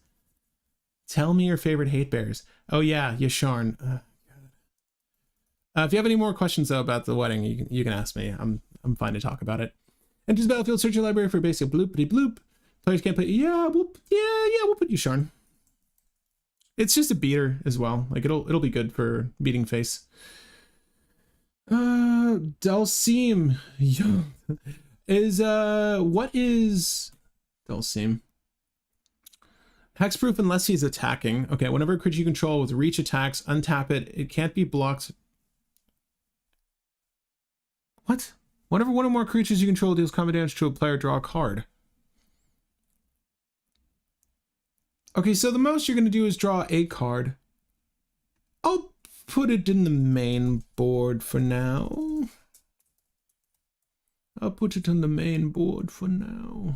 Let me save and continue so you guys can follow along with the current list. I want to get more cards in here. Running many activated abilities. If not, Collector Oof. Boromir is another card. So Boromir, yes. I think Collector Oof makes sense, though. I think Collector Oof makes sense. I think the Torpor Orb also makes sense. I think that the Hushwing Griff makes sense. It's a flyer that's also going to consequently just destroy people. But this is also a Torpor Orb effect. Really, it's just there for Thassa's Oracle and especially Dockside. Especially Dockside Extortionist. So I like Hushwing Griff as an option. We haven't added any of our silence effects, any of our rule of law effects. So we should add Deafening Silence, 100%. We should also incorporate, which are your favorite rule of law creatures? Name them. So there's Archon of Emeria, right? Archon of Emeria is quite good. That's my personal favorite. I'm not really sure I'm down for the Spirit. It's also 3 CMC, right? Spirit of the not Spirit of the Labyrinth. Actually, Spirit of the Labyrinth, because this could be a really good equalizer for the deck. We're not going to draw too many cards. There aren't that many card draw utilities in this color. But Spirit of the Labyrinth could be fun. I think we incorporate that, and we'll also incorporate, obviously, it sucks that Ad Nauseam gets around this and Necropotence gets around this, but that's why we got Yasharn. All right. My mind, there's so many tangents. There's so many hate bears I want to incorporate. So I was looking at rule of law effects. We just looked at this one. Keep naming them. Keep naming all the good ones. She's also a 3/1. I totally forget. So she'll get there very quickly. Green March. Yeah. Last March Dance. Thalia Heretic Cathar. I like quite a bit. That's big Thalia. So we'll add Thalia Heretic Cathar. There she is. Draneth Magistrate. I'm ashamed that I didn't add Draneth Magistrate. Bomberman for March. Just Bomberman for March. All right. How about Mackay's Crystalline Crawler and power to mana creatures? William, yes. So Will. Machias is, so Machias, there's two. The Lunarch is interesting. We talked about the base power 0/0 creatures that we could incorporate, like Hydras and such. Stonecoil Serpent, all the works. This one is interesting. I like Machias the Lunarch quite a bit. And again, apologies for Scryfall. I'm not really sure what's up with Scryfall, but like the business of it phasing out. But I like that. Let's look into like the crystalline crawlers of the world though. So what Will is referring to is this. There's one that draws. It's called a something automaton. Name that automaton. But something automaton. So it enters the battlefield with +1/+1 counter on it for each mana, a color of mana spent to cast it. So we can actually get cheeky and use like a Lotus Petal to help cast this for a different color. And then obviously the +1/+1 counters will be dropping, will help to get even more +1/+1 counters on this, which we can effectively use to ramp. It also just taps. Like I feel like this might just be a totem for mana, but I like Crystalline Crawler a lot. I think I added Walking Blister, right? Okay. Walking Blister is good here. Crystalline Crawler is great though. And again, name me that automaton or any of the mana matters creatures. Spirit of the Labyrinth we just added. Thank you, Brolo. Boromir, a knowledge pool. You could. Was there a cEDH table at the reception? Stormtrooper. Good question. No. We avoided games. We did avoid games for the wedding. We talked about it. We were even thinking about renting like arcade cabinets, but it would have been too much of a detraction and distraction. I think that there was literally not enough time as it was, and I spent so much of the time like entertaining people. I don't think I ate much that evening, and we had like 4 catered courses. I don't really feel bad. I was really mostly trying to make sure everyone else was happy, so I didn't really eat much. I did drink quite a bit of coffee. And I think, I feel like one of my aunts was like, Patrick's not drinking anything but water. Like, how good is he? Auntie just didn't know that Patrick was drinking straight tequila from the bar. Like there was either water or a glass of tequila in my hand because I just didn't want like a mixed drink or something fancy because I just wanted to go and dance or just celebrate with people. So I didn't want anything that would last long. So I was just telling the barkeep, just keep pouring the tequila. I can down tequila all day and be happy. No cEDH table though. Maybe if we get remarried, we'll do that. Etched Oracle. Okay. Sunburst. Same story. Gets +1/+1, whatever. Target player draws 3 cards. It's not this one. There's an automaton that's specifically what I'm looking. Mindless automaton. Mosaic roll gets the bonus point. Sorry, Will. This one enters the battlefield with 2 +1/+1 counters on it. Discard a card, get a +1/+1 counter, remove 2 +1/+1 counters, draw a card. I kind of like this enough. I think the Etched Oracle is probably better though. Let's put both. And I also want you guys to help me with your favorite dorks. So we're going to add fast mana and dorks in just a second, but we're not quite there yet with our hate bears. Intrepid Adversary, you say. So that's fine. You don't have to, again, this, do you see this? What is with the site? Okay. Feel free to make any suggestions, good suggestions that you have for us right now. Again, they don't all have to be hate bears. So lifelink enters battlefield, you may pay any number of times. So it's multi-kicker without saying multi-kicker. You may pay this cost 1 or more times, put that many valor counters. Creatures you control get +1/+1 for each valor. Yes. Yes. Yes. Yes. Yes. I feel like you mentioned this earlier too. We have both Yasharn and the Torpor Orb. Like, I want all of it. And Chris, thank you so much. Intrepid, I think someone else mentioned this earlier. They might have beat you to it. They just didn't give me the name. Or maybe they did. But thank you. Yeah, we want this. Intrepid Adversary. This is great. We'll go for the black and white one. Thank you. Angel of Jubilation's interesting. I think I'm good. Why not Crawl Space, you ask? Well, why not Crawl Space? It's an oldie. and a Goldie. We'll go for Urza's Legacy art. Okay, no more than 2 creatures can attack you each combat. So, I think I'm good on that, just because I'm not too worried about combat damage. But what you did make me think about, which is important, is Monarch. I'm curious as to how many Monarch effects we can get into play, because I will want to roll with as much Monarch effect as possible outside the land. I think we have the best one with Court of Garenbrig, mind you. I just want to look over the rest. But I'm going to look over these in just a second. So we have Conqueror's Flail, which is essentially like a Grand Abolisher, which we can roll with. We can just play Grand Abolisher, and we can put Conqueror's Flail in the deck too.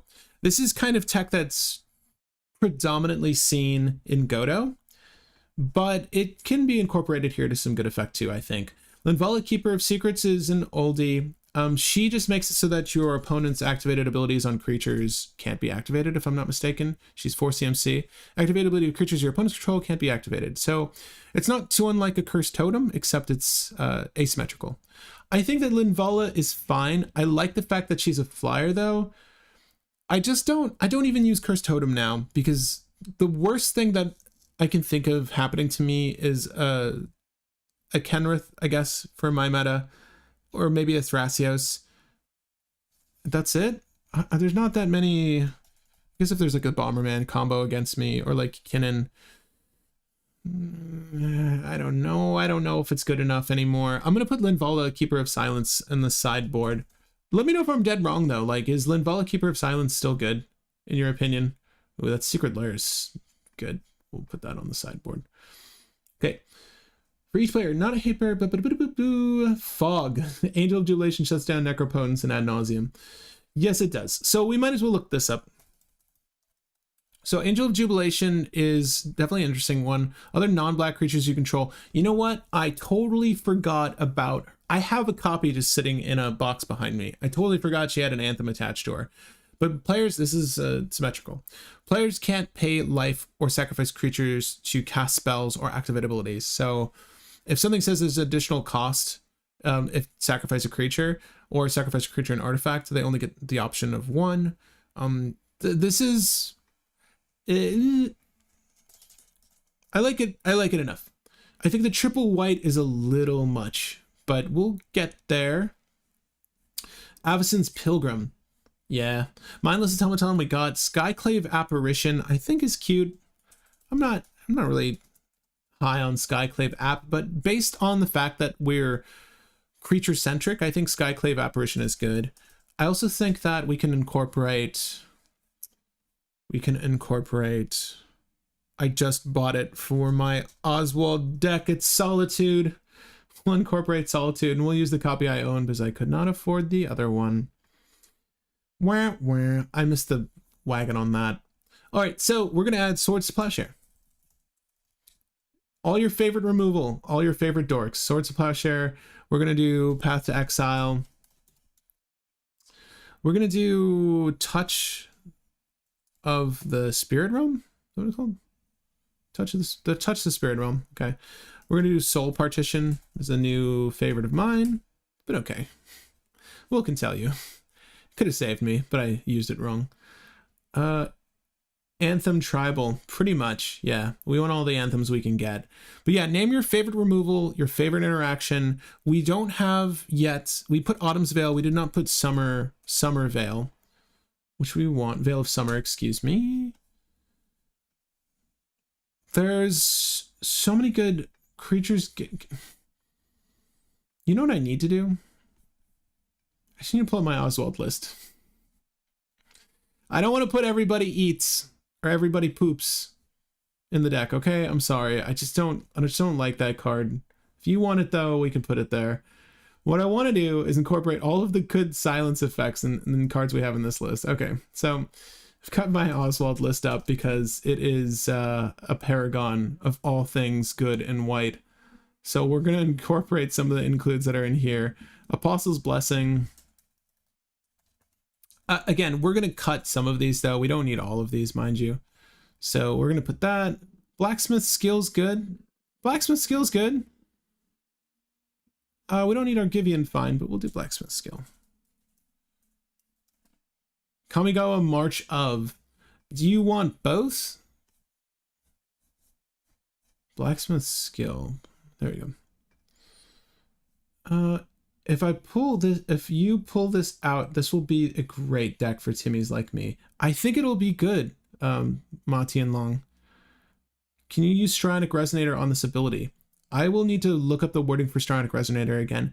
Otherworldly Light. You want March of Otherworldly Light? I think I have it in Oswald. We can take a look. As additional cost to cast a spell, you may exile any number of white cards from your hand. It costs 2 less when you do that. Exile target artifact, creature, enchantment. So this one's cute. I like it. I like it in Oswald because there's a lot of card draw. Oh, you know what? I didn't add Enlightened Tutor yet. Guess we can do that. Yeah, we'll do that. I don't think I added Silence yet either. Am I crazy? No, I just did. Reprieve is good. Add Reprieve. And I think we add Surge of Salvation and we add Heroic. We add Heroic Intervention. We need to add Everybody Poops as well. So we'll just do that. Surge of Salvation. And Everybody Lives. Say it with me now. I don't know. It's okay. Now, Avon, why do you do my boy dirty? No, Avon. You mean Avon Mind Sensor? We could put Avon Mind Sensor in. Angel's Grace, you say. To stop the lone Thoracle? I will never. I will never. No, it's not a bad idea. I like Tithe in this deck too, actually. If we're behind on lands, it's not so bad. All right, you can see I just use Oswald for everything. Oswald's all that's good and right in the world, in my opinion. Oh, Savine's Reclamation. It's another good one. And maybe we put Winds of Abandon, because you always need more removal. But there you go. Okay. Kami of Whispered Hopes is good dork counter booster. You know what? You just said the magic word. We need Soul Ring, Mana Crypt. We need Arcane Signet. We need Talisman of Hierarchy? Impulse. Oh god. Impulse. Unity. Wait. No. Which one is it?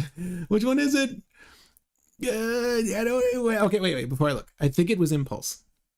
It's Unity. Man. Okay, we'll do that. We'll also even put Felwar Stone. I think we're gonna nix some of these in a few. Don't worry. We're running Lotus Petal. We're running the Jeweled Lotus. We're also running Name Me Your Favorite Fast Mana, Mox Diamonds, Chrome Mox. Okay. Talisman of Selesnya. Exactly. I don't remember. Oh, we put Finale of Devastation. We did not put Worldly Tutor. We did not put Sylvan Tutor. I think this deck can use Sylvan Tutor, sadly. And any other good creature tutors? I literally said it earlier. Eldritch Evolution is a good one. But name me your favorite tutors in Selesnya. Sterling Grove, I guess. Is Sterling Grove only auras? That's the question. Enchantment card. I think Sterling Grove's okay.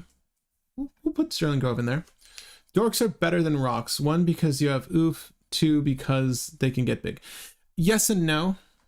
Because there's only one oof, and it is 99 card singleton, so I'm not too concerned. We'll balance this out in a second, mind you. Avacyn's Pilgrim is underrated. Let's see if it doesn't get cut. But yeah, I agree. I do agree. The dorks want to get swole. So we want to do this. We want to do... It literally just came out. Delighted Halfling. Okay. There's no... So sadly, I don't remember all the dorks. Okay? I just don't. I'm not that player. Elvish Spirit Guide. Elvish Spirit Guide, we're going to do Utopia Sprawl. We're going to have to cut a lot of cards in a second. And Wild Growth. Birthing pod, you say? Birthing pod, you say?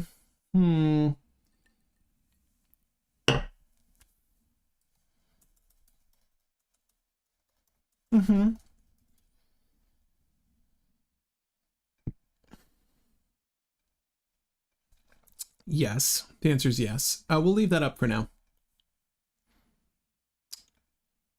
I think that, what is the one incubator druid?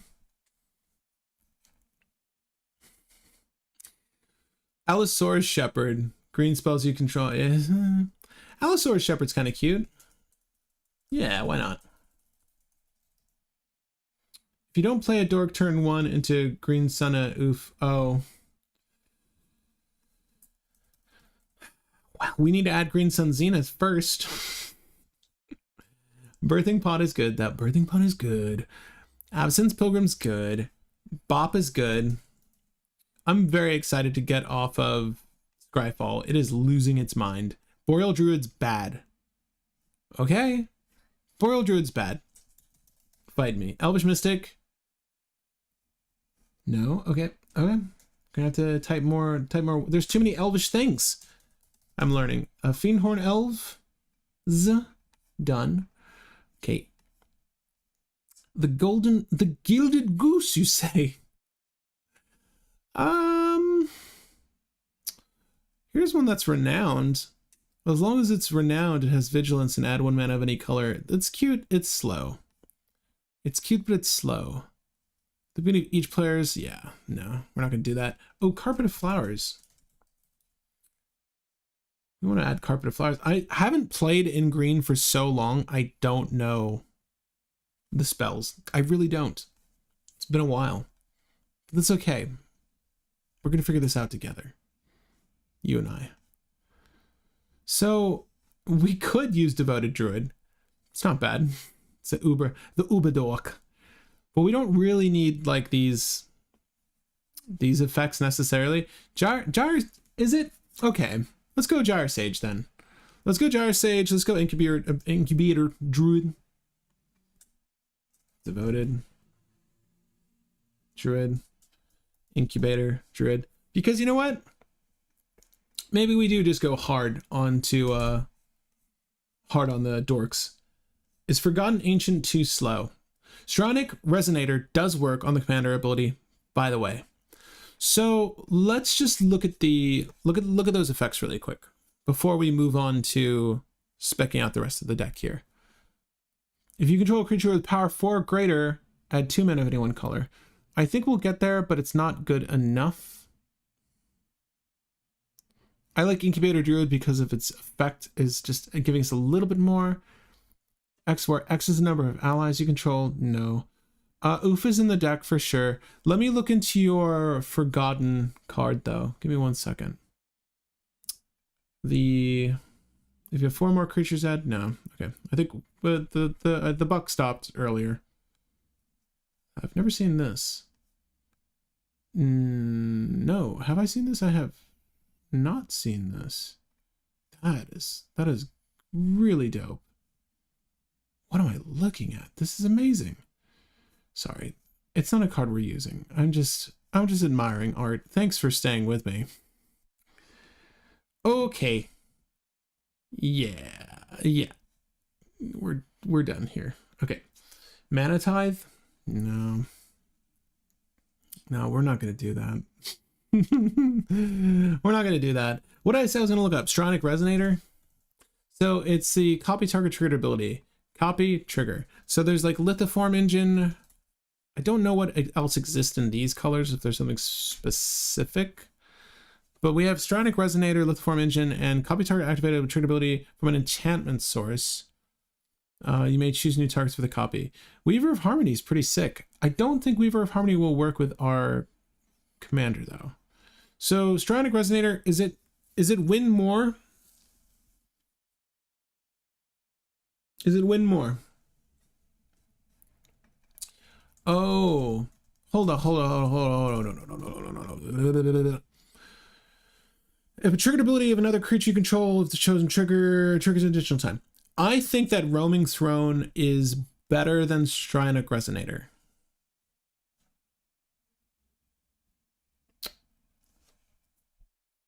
Yes. I do. We're going to go with Roaming Throne. Blind Obedience can be used. Nobody ever expects the Inquisition. Blind Obedience. Did we add Biophagus? Biophagus. No, I don't think so. Add 1 mana of any color if mana is spent to cast a creature spell. The creature enters with an additional +1/+1. Yes. No, I did not. And thank you for the suggestion. Your suggestion is noted. Thank you. I did not add Invasion of Ikoria, and Blind Obedience certainly deserves to make the cut. So I'm going to let this save while I enjoy a quick Lefroy break. Very quick. Very, very quick. Not enough cards. What is it talking about? We're going to fix that in a second. Oh, it hasn't saved yet. Don't crash on me, tapped out. Don't crash on me. Mirror Entity could be good. Buff for your smaller creatures. Let's look at Mirror Entity really quick. My computer, it's just pooping the bed here. Until X turn, X is creatures you control have base power, blah, blah. Get all creature types. That's interesting. Are you making tokens? No. The answer is no. We have 132 cards. My gosh. I'm going to add Aura of Silence instead to the main board. We have so many cards to cut. I did not think this would happen to us. I still wanted to look at Monarch effects. I'm sorry. None of these are Monarch effects. Okay, hold on. We've strayed so far from the path. Okay. Very quickly. Creature gets +1/+1. When a legendary creature enters the battlefield under your control, if there was no Monarch, you become the Monarch. This ability costs 3 less to activate if you're the Monarch. Creature gets +1/+1 for each creature you control. Crown of Gondor.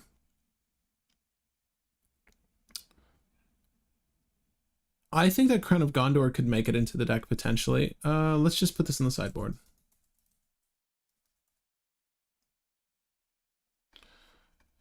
I think though, like, yes, and so Invasion of Ikoria, yes.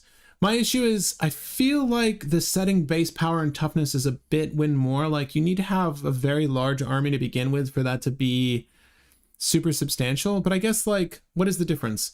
If I have 3 base power and then I'm +7/+7 counters and I go to 0, that's an additional 10 as opposed to 7. It feels a little win more. Am I crazy? I don't know. Never mind, forget it changes the base power and toughness. So that's the issue is like if they don't already have +1/+1 counters on them, they could just outright die, right? You don't want that. What categories are we needing cards for still? Espresso with 132 cards. I don't know. I was gonna say Presence of Gone or Midnight Guard. Potentially. Yeah, base power. Hello, Gaddy. Okay. We have a lot of cards. I'm gonna add a few things that say Monarch because we need draw. Outside of that, I don't know. I don't know. At the beginning of your upkeep, you may return a permanent card with a mana value 3 or less from your graveyard to your hand if the Monarch returns to the battlefield instead. Court of Ardenvale. Is that good enough? Maybe. Permanent, mind you. Court of... I think so. I want more draw in this deck. We don't have enough. And I was considering, oh my god, again, I've said this already. I'm so excited to get off of Scryfall. Don't know what's up with it. Whenever enchanted creature deals damage to an opponent, you may draw a card. Quite good. I think it's good. I think it's good enough, especially with a Walking Ballista, but we're not really going to count on that. Regal Beagle. I don't think we're going to try to crank out a Regal Beagle. We could do a natural order into it, but we're not. Wait, that's not good enough. That's not really good enough. Okay. We could do Smothering Tithe. Sure. I'll put it in for now. And I think that's it. Let's go look at the deck, make some cuts, and test it. We need to cut a lot of cards. Quite a few. Okay. So. Converted cost. Okay. Thanks to stay on curve, we need a Sarah Ascendant. we've got Sarah Ascendant. Don't worry, I've got you on this Sarah Ascendant. What the hell? Where's my, there it is. Never mind. I'm sorry. We got the good Sarah Ascendant. That's why I was so confused. Her faith in Sarah reached new heights. Okay, so we have Reprieve in the list. We do not have Land Tax. I did slap Tithe into the deck, though. Colonian Hydra enters a little too late for me. A lot of these 4 CMC creatures, I think we're going to take a handful out. I like that Shalai is a mana sink later, and it gives you +1/+1 counters, and it sort of is the new threat. They have to deal with that before they can deal with you. Invasion of Ikoria is just another finale of devastation. Let's look at the sorceries first. Last March of the Ents is cute. I don't know if we're going to...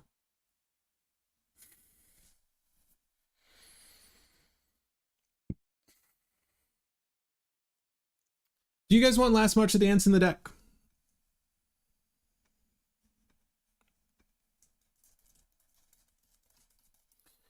Yeah, no doubt land tax is a filter. I don't know if it's good enough though.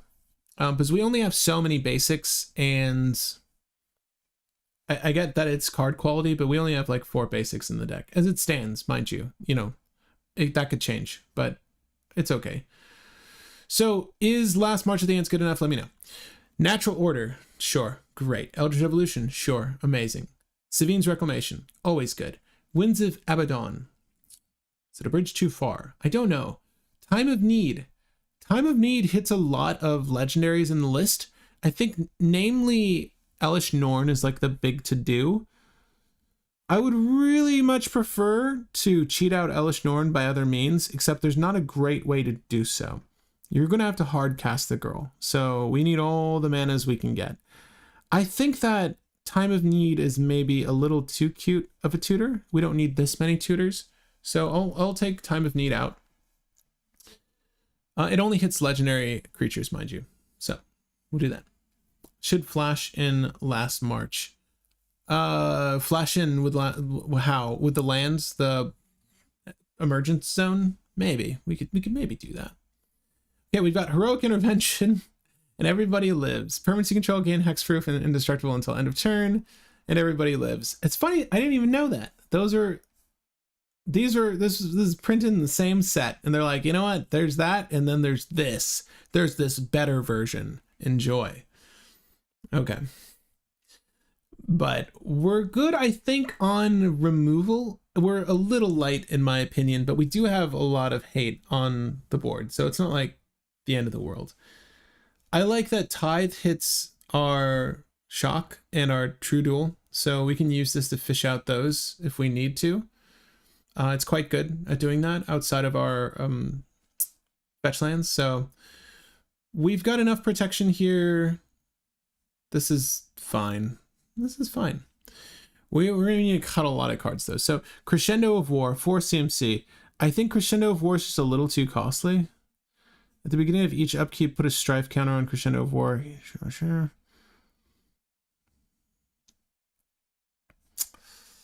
Well, first thing we got to do is move this to the MTG Commander card. 4 CMC at the beginning of your upkeep. It's a little slow for me. It's a little slow for me. Creatures control get +1/+1 for each time you've cast your commander. Nope, it's just a little too slow for me. If this deck deals enough damage, you'll have the best removal available. Exactly. Yeah, ignore everything else. Glorious Anthem. Creature control +1/+1 is not enough. Court of Garen Brig is just just the best. Court of Garen Brig is really good. I think we're gonna want to use that. I did not know about this one. That's great. We're gonna leave that in the list. Paladin class is an Anthem. It's protection, and then whenever a creature you attack for each other attacking creature. Man, Paladin class is good. That's pretty good for 1 white. Mind you, it's not gonna be the first thing we cast. Like, we don't want to turn 1 that. It's not very good in that sense. Whenever a green creature enters the battlefield under control, scry 1. We need Anthem, so we need to keep that around. I think that Sterling Grove is nice, but maybe not good enough. Creatures control, no. I did not know Luminous Thread was not +1/+1. Sorry, whomever suggested it. Gleam of Authority is fantastic, though. Enchanted creature gets +1/+1 for each +1/+1 on another creature you control. That can be good. I think it will be good, but we'll have to see. I think Sterling Grove's probably going to crack itself to get one of our anthem, like a better anthem, like Flowering of the White Tree, if need be, or it will get Sylvan Library, or it will get Ramp, or it will get Court of Garenbrig. I think that's still good for the deck. And Lighten Tutor really wants to fish out Flowering of the White Tree. I think that's sort of the good one. Gotta go to work. Have a great night. Willie Reeves, thank you for hanging out. And definitely check back with the list later. I think it'll be finished by the time you're back. Court of Garenbrig has won me games. I bet. I do bet that is absolutely true. There are 46 creatures. My lord. Okay. Is Elesh Norn good enough, folks? So people are saying Last March of the Ents does not deserve to be in this deck. But how do you feel about Elesh Norn? Does Elesh Norn deserve to be in this deck? Let me know. Last March of the Ents is going to get sidelined for now. I do think it's good. I do hear you. I do think it's good. I think that there is a room for the greater goods of the world. There is room for that, but I'm not quite sure it's here. Solitude is fine. I think we do need that body. And even if we hard cast it, it's very good. I think it's rare that we're going to be hard casting it. I want to try to keep Elesh Norn personally, but if you guys don't want to, then we can nix it, and I'm totally fine with that. Although it plays perfectly into our strategy. Mind you, plays right into it. 10-hour shift I got. I hope it... Oof. Willie. It'll be done. Check back. Wake could cut some rocks. Mirari's Wake. Am I... Mirari? Is it this? Yeah. Creatures you control get +1/+1 whenever you tap a land for mana. So it's costly though. It's 5 CMC. It's a little up there.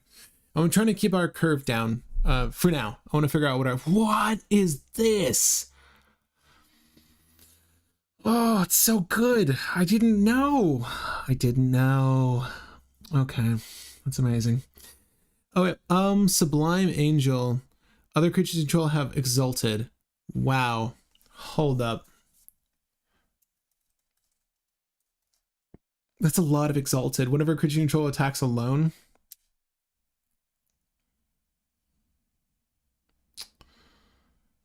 I like it. I don't know how often they're going to be attacking alone. I'll put that to the side for now. I know you're looking to cut cards, but Wild Beastmaster is still sitting in the sideboard. Main board. Done.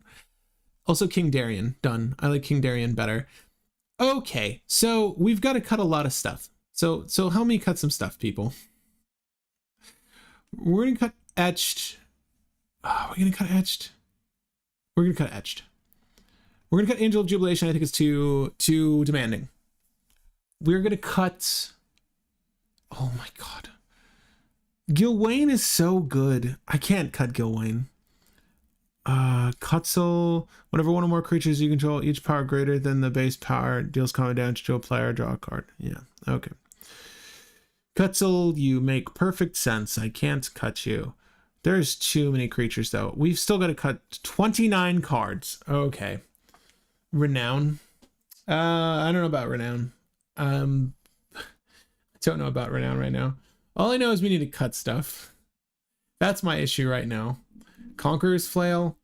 Gets +1/+1 for each color among permanents you control. Yeah, I mean, Conqueror's Flail can come out for now.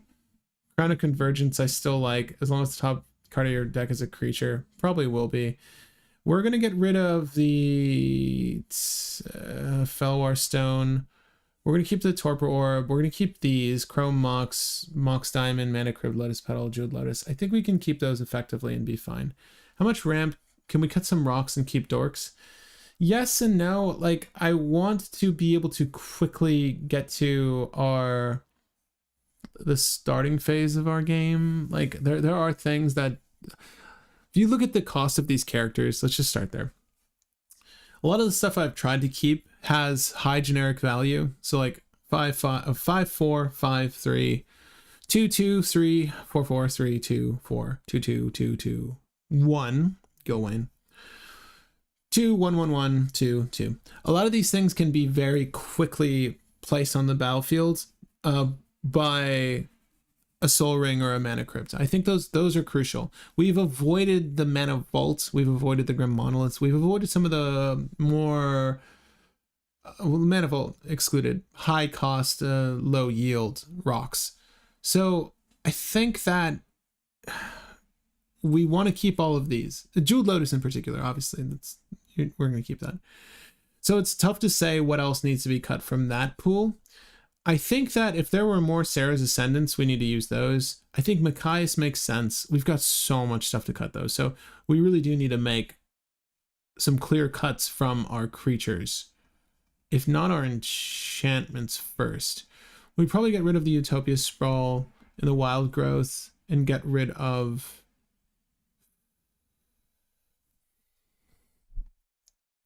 just those two for now. That's what I feel comfortable with.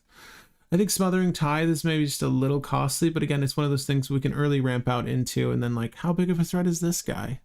Only as big as my army. We need to got 25 cards. Okay, we'll get rid of the Crown of Gondor. I think it's a little cute. I want to keep Birthing Pod. I want to keep all of these. There is a creature-based alternative in Hushwing Griff for Torpor Orb, so I think we can cut that. Mind you, you can turn one a Torpor Orb very quickly, and it's just something I need to think about for the rest of the game. However, I am going to try to favor creatures here in every instance I can. Is this why Selesnya is weak in cEDH? Too hard to cut? Because you want everything. You really do want everything. And the issue is here we kind of want a board of dorks, but yes and no. Incubation Druid can probably get cut though. And Devoted Druid, it's doing the same thing, but it's a little bit better at it. I think that 2 CMC dorks can probably get cut outside of Gyre Sage. Outside of Gyre Sage. I think that Gyre Sage is good enough. I genuinely do.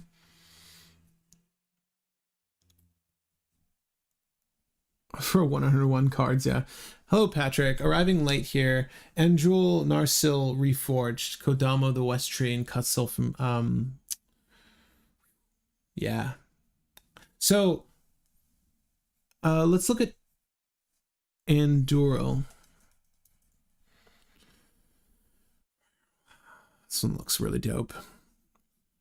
Whenever a creature, put a 1/1 counter on each creature you control. If the city's blessing puts you, whoa, whoa, whoa! The screen's blowing out. We're gonna put Anduril in really quick. I agree.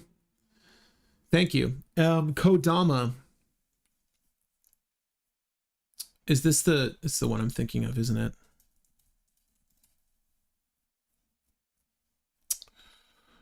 Modified creatures you control have trample. Whenever a modified creature you control deals combat damage, you'll search your library for a basic land. Modified creature. That is quite good. I get what you're saying. Whenever a modified creature you control deals damage, search your library for a basic land, put it in the battlefield tab. That's really good ramp. I don't know that we need it, though. I like it, though.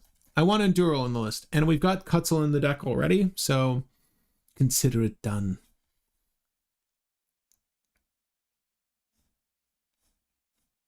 Yeah, West Tree is dope. I agree. I don't dislike it. We could consider it on the sideboard. How about that? Okay, so we need to cut so many cards. I just want to play test this deck with you guys. I really do. That's all I want to do. Help me make the cuts, people. I think at this point, it's really going to have to come out of our creatures. Because Great Hens, Skullspore Nexus, Birthing Pod, Agatha's Soul Cauldron,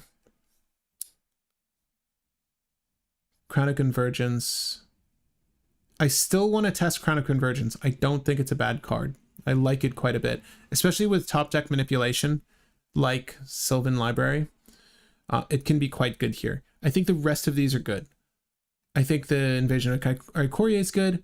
We're not even running as much recursion as we can be, and I feel bad about it. Okay, I want to add more. Gleam of Authority is maybe just a little too cute.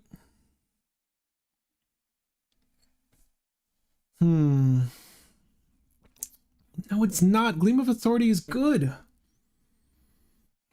Okay. Am I wrong? Okay, so we want Elish Norn, is what this poll is saying. Okay. So Gleam of Authority is this card.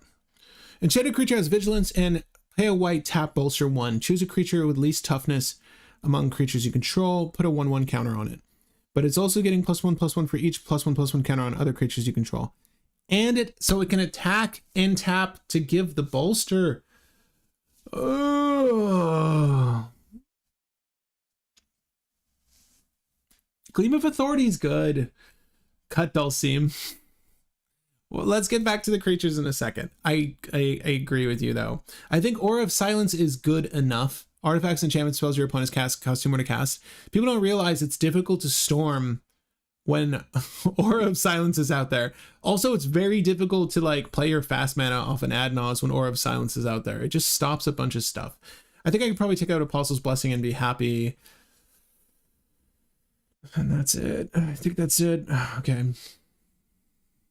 Okay. So Sterling Grove is there as a tutor. Yes, it is. Let me save and continue. I'm sorry. For anyone who's clicking on the link in the description, here's the current list. We need to cut 20 cards. So I think at this point, it's all going to be creatures. I think Dulcim is maybe just a little too cute for us. We'll cut it. Gleam is mid. Gleam is mid. We don't have that much to buff our army, though. If you're really looking at the deck, there's not that much to give power to other things. Outside of Okinec, I guess. So Okinec is only valuable if we have anthems out. What's going on? What's going to happen when someone dresses you down? I don't know. I guess that's like their saving grace. Like that's what they'll do. That's what they'll do to make sure. Well, you know what? Actually, that's why we have Sterling. No, not Sterling. Aura of Silence. We'll just break the dress down when it happens. Okay. But look, Okinec doesn't do anything unless we have an anthem on the board, and Gleam is one of the only anthems that I personally like. So we're going to roll with it for now. Craterhoof, Nyxbloom Ancient. Nyxbloom Ancient's maybe just a little for the list. I think Natural Order has better targets. Craterhoof in particular. But that's okay. Okay. Yusharon's a little expensive. Shalai is a way to buff, but it's a little slow. Roaming Throne is great. It's only great, again, if we're able to have like something like a Mindless Automaton where the base power is going to obviously be lower than the +1/+1 counters on it. I like Gandalf the White a lot. I like Crystalline Crawler enough. Maybe Mindless Automaton can come out. Maybe Roaming Throne can come out, actually. Archon of Emeria, Aven Mind Sensor, can't search. Boromir, Protection. Boromir's fine. You need to cut 15 cards. Okay. I like Darien. Again, it's an anthem on a creature. We can find it very easily. Skyclave Apparition is fine. I know people like it. I'm sorry, I don't. I just don't. Just give me Solitude. It's enough. Just let me Solitude. Thalia Heretic Cathar is very good as a first striker 3/2. I like the effect on it. We do need more stacks, but like I'm running out of mind space here. I'm not sure I can allow for that. Gilwain is great. Gilwain is really great for the auras that it's going to be churning out. I think we need Gilwain. I think Guardian Augmenter is really cool. I don't know if it does enough. You know, honestly, I don't know if Boromir does enough. Like, yes, like the free, you do the thing for free. If no mana was spent to cast it, you can counter it, but I don't know if it's enough. Nyxbloom's going to win more most of the time. Your average mana value is super low. Yeah, I don't dislike Nyxbloom Ancient. It's just that I don't know that. Let's just say that we pump mana into Nyxbloom Ancient, right? We'll do the Natural Order in a Nyxbloom Ancient. If you're to tap mana for... Okay. So it's a Trampler. It's giving us mana to help cast things from our hand. But right now, I'm trying to cut our curve significantly. If you look at our curve right now, it's actually still relatively low. Like, it's very low.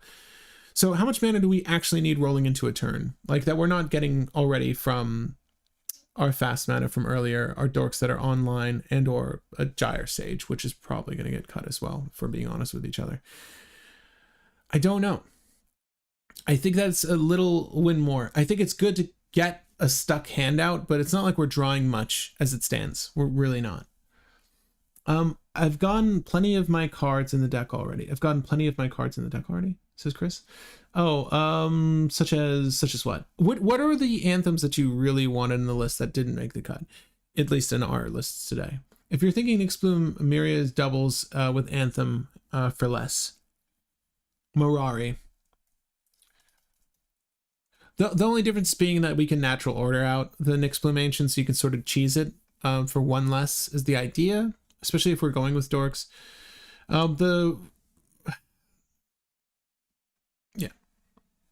Yeah, they both feel a little high CMC is my issue. So we're still working on the chopping block here. I think that just to get the ball rolling, I'll get rid of Spirit of the Labyrinth. I'll get rid of... We've got Kataki and Collector Oof to deal with stuff. I really do like Biophagus. Biophagus? It's a tough name to say, people. Delighted Halfling.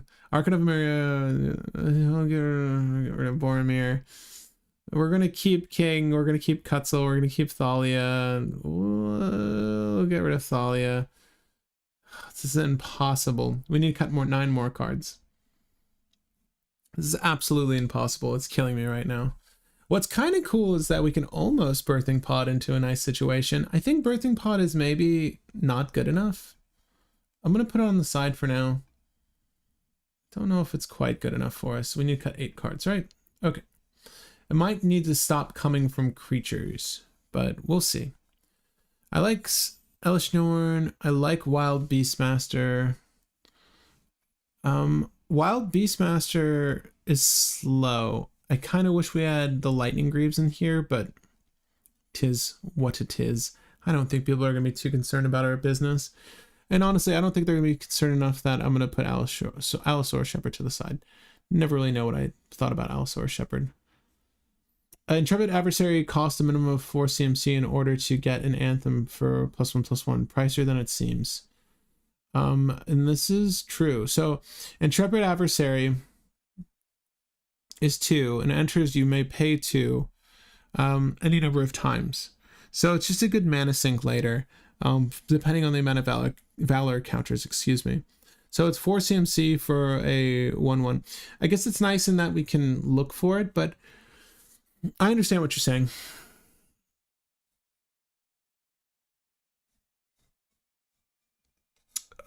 You think Gleam of Authority is too slow? So Gleam of Authority has the same issue as our commander here. It's only as good as we have +1/+1 counters. What I like is that it can allocate +1/+1 counters. The fact that the creature has vigilance is also kind of important. So we can get there, get the attack, trigger on the stack, bolster, choose a creature with least toughness among creatures you control, put a +1/+1 counter on it. So before we actively do the thing, we can allocate the counter and then start buffing from there. Yes, it's slow, but it's one of the only things we got going for us. I think we can take it out for now, because we seem a little lukewarm on it, but Marwyn BS? I don't even know. We need to cut 5 more cards, though. We could do Marwyn BS or Savala BS. Why are we saying that? Those are good effects. We could do those things, though. Let's cut... I want to stop cutting creatures. Heroic Intervention kind of... I'm iffy. I would rather Apostle's Blessing, honestly. What effects do you have too many of? All these cards are good, but you may just need to pick the best X cards that do any specific thing. I agree.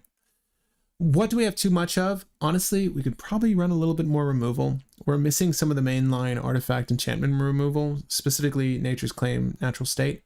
We should consider those, but because we are the one causing the problems and we're asking our opponents to find solutions, I think that the way we're rolling out this list seems fine. So far as not having enough removal, like, it's fine. I think we'll be fine. I'm never high on Smothering Tithe unless it has good art. And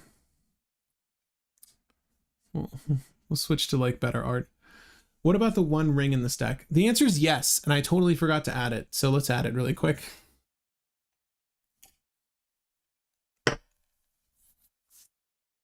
We do need more card draw.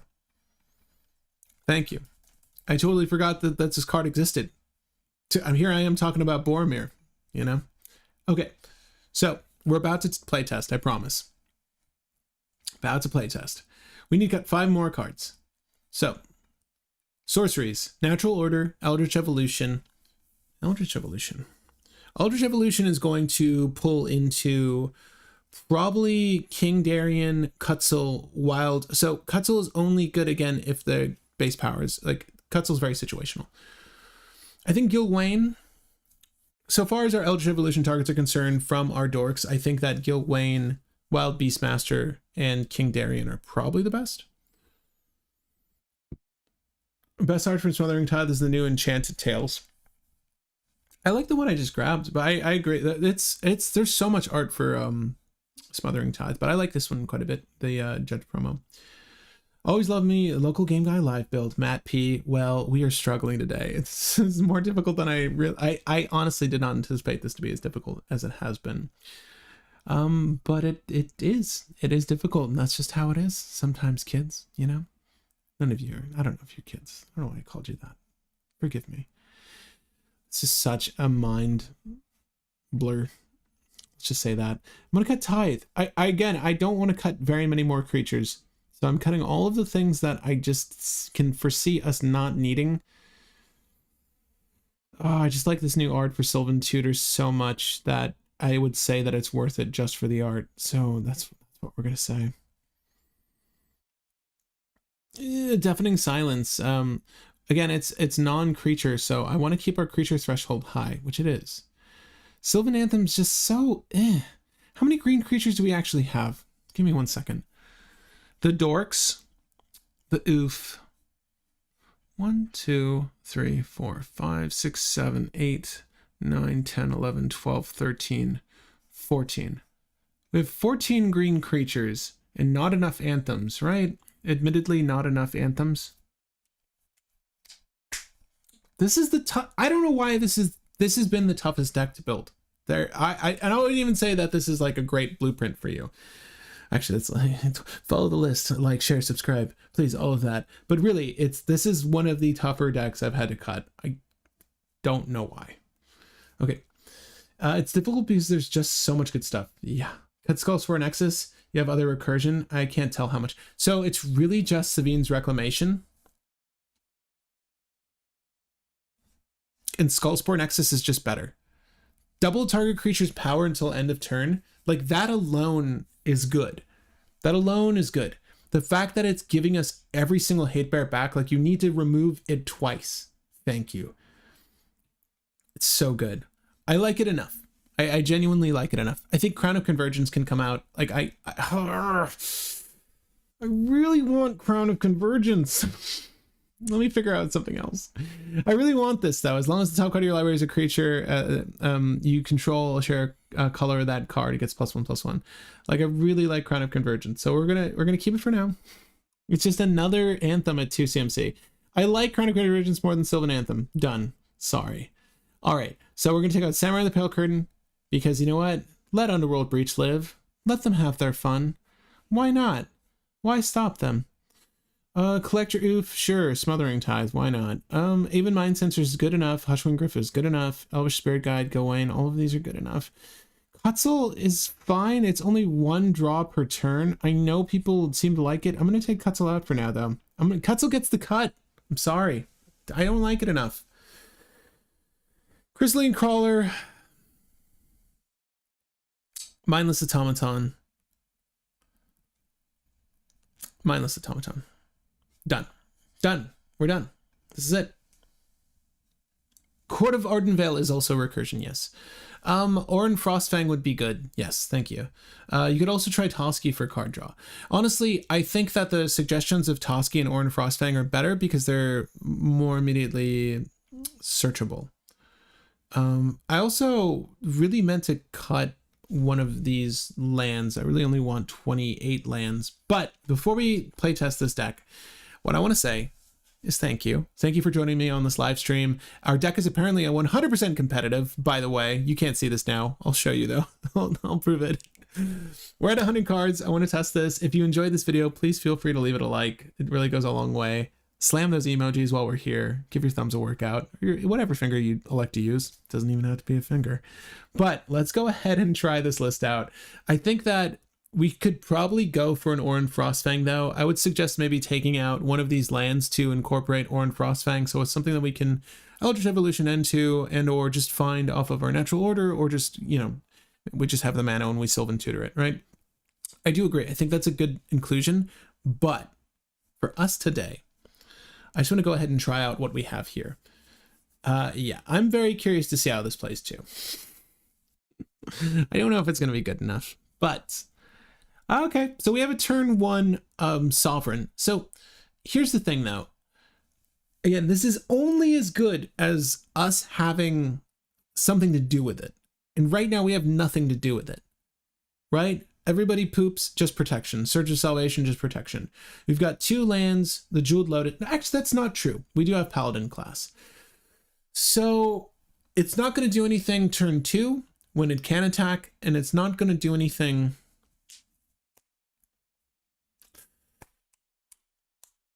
unless we top. No.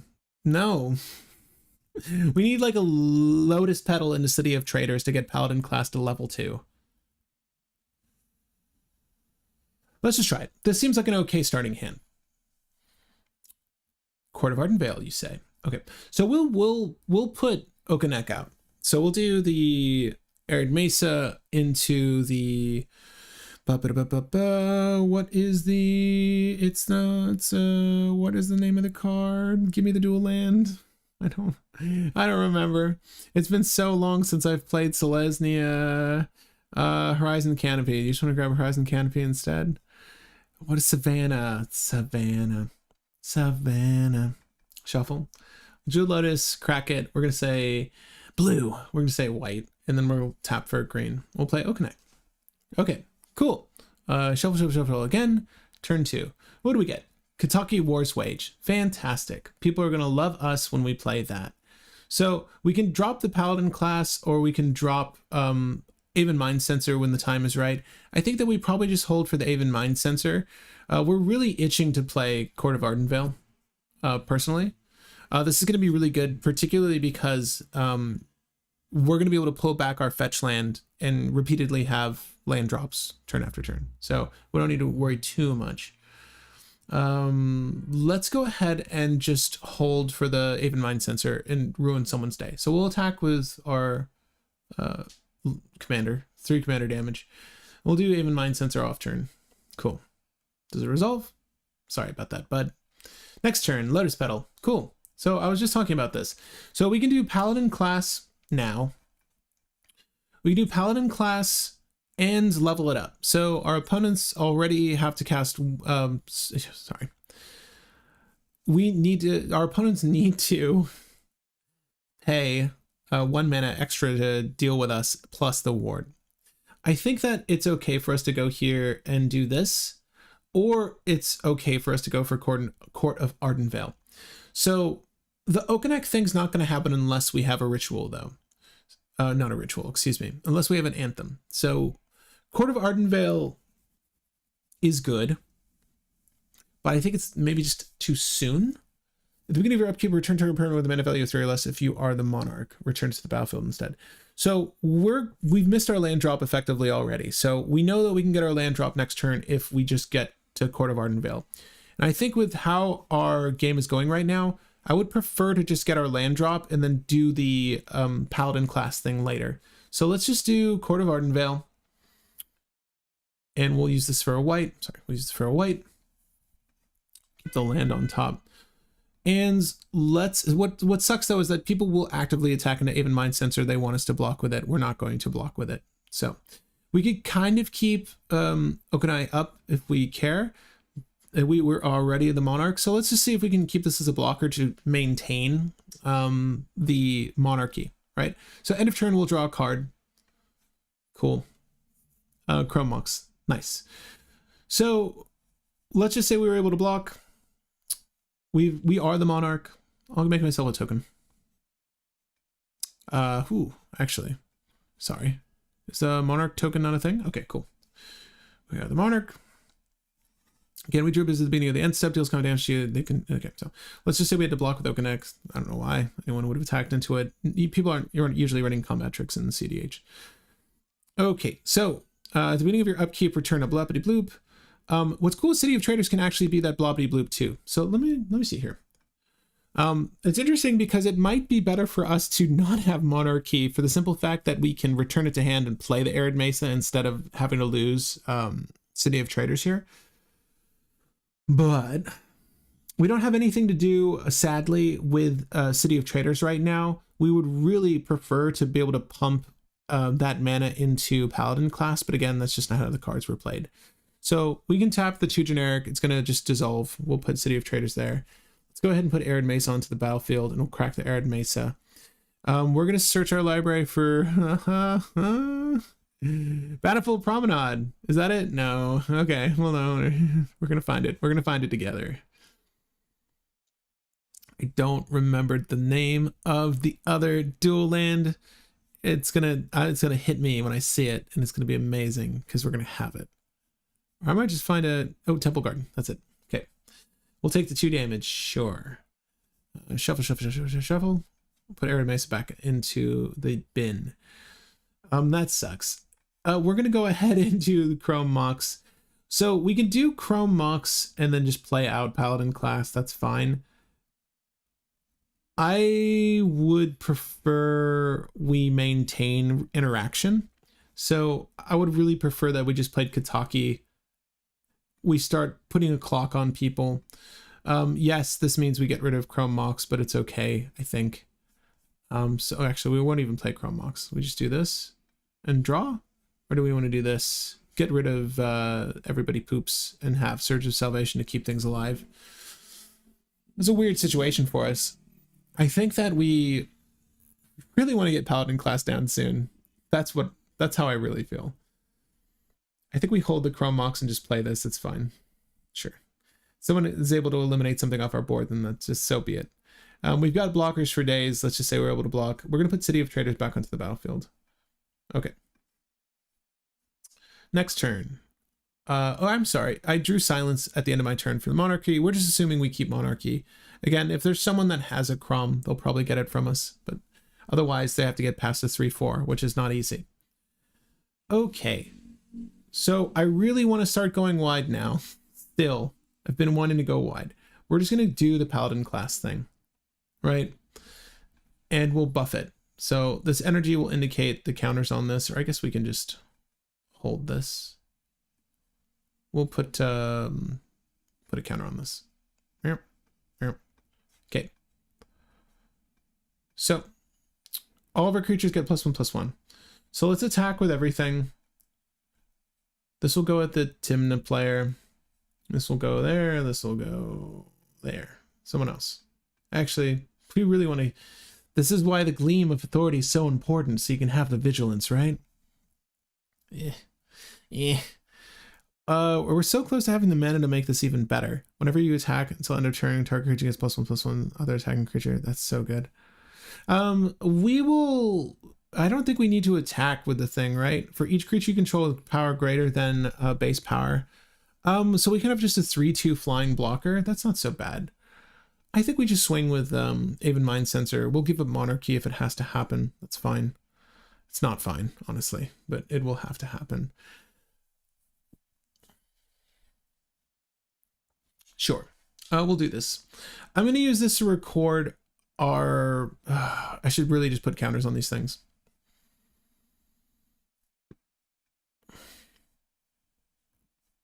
We'll play test this until like turn 7. How about that? That seems good. Okay, so everything swings. That's 3, 4, and 7. That's 10 damage total swinging out. That's not so bad. We can play the Chrome Mox now, but I think we're good. People are going to have to deal with Kitaki. and people are going to have to deal with Aven Mind Sensor still. I kind of want to do this just to have Surge of Salvation as an actual option, and I will get rid of everybody poops for now. I just want to be able to keep my stuff alive, and then I can get rid of Chrome Mox if I have to. So we'll do that, exile this, and then we have Silence and Surge of Salvation off turn. Seems good to me. Also, this does return target permanent cards, so we can get the Lotus Petal if we want an additional ramp, or the Jeweled Lotus back. So that's quite good if someone removes Okinec. I don't think Okinec's looking like a threat right now. We're going to draw a card. It's a Plains. Awesome. All right, so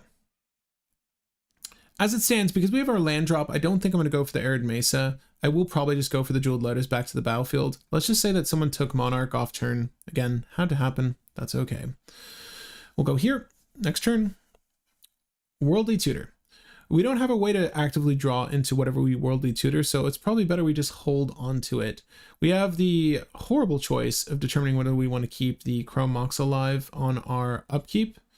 Let's just say we had to use Surge of Salvation off turn, by the way. I just want to have a reason for the Chrome Mox play. So let's just go ahead and pay the 1, 2, 3, 4 mana, and it takes 5 mana to do that. You know what, maybe I'm a liar. I think what we'll do is this. So on our upkeep, we've got 2 triggers to resolve. We've got the one for Court of Ardenvale, and we've got Kataki. So the way we'll layer it is Ardenvale first. Let's just go ahead and get the Arid Mesa out, and we'll tap here to pay for the Chrome Mox. We've got 1 generic floating. This will go away. We'll break this. We'll go ahead and grab a Forest, just because we got a Plains in hand. It's fine. We'll do 1, 2, 3, 4, 5 mana to upgrade Paladin class again. Again, and this might not be the best line of play, but it's level 3. I'll use 3 counters to indicate it's level 3. Whenever you attack, because it requires 5. Whenever you attack until the end of next turn, target attacking creature you control gets +1/+1 for each other attacking creature and gains double strike. Cool. Okay, so we still have land drop per turn technically, because the land we played was off of Court of Ardenvale. So the Plains we have in our hand is very valuable. It's not going to let us Worldly Tutor, sadly. It's okay. We're going to go ahead and attack. I do want to get the Drannith Magistrate out, mind you, but I do think it's better that we just have the Silence maintained. So we'll attack here, here, here. We'll go ahead and use this effect to give +1/+1 for each other attacking creature. We're going to make the Aven Mind Sensor bigger. So we're going to do 1, 2, 3. It's a flyer, so it has some good evasion. And I realize that I don't know if I allocated enough counters accurately. We're going to do the counter gain better here. Like the damage we're doing. I'm sorry, I did do the counters accurately. The damage we're doing is going to be different though. Okay, so we're going to give +3 counters. Is that what it is? +1/+1. Right, yeah, +1/+1 for each attacking creature. Other attacking creature? Other attacking creature. And gains double strike. Okay, so it gets +2/+2. And then it gets +1/+1 across the board. So this is going to be +1/+1 counter, +1/+1 counter, and then +1/+1. Sorry. Okay, so +1/+1 static, +2/+2 for these suckers. Then this is going to occur. So I just want to see the value before I add the counters. I know this is kind of muddling this a little bit, but I put a number 1 counters on equal to the difference. So it's got a +1/+1 counter on it, +1/+1 for the turn for the Anthem. I should do this to remember that. So the difference being 1, 2, 3, 4. Am I doing this wrong? Let me know if I'm doing it wrong. We're going to do 1, 2, 1, 2. Oh, you know what? I just realized there's the +1/+1 counter business down there. Let's just see what that looks like. Oh, that looks so much better. We're going to switch.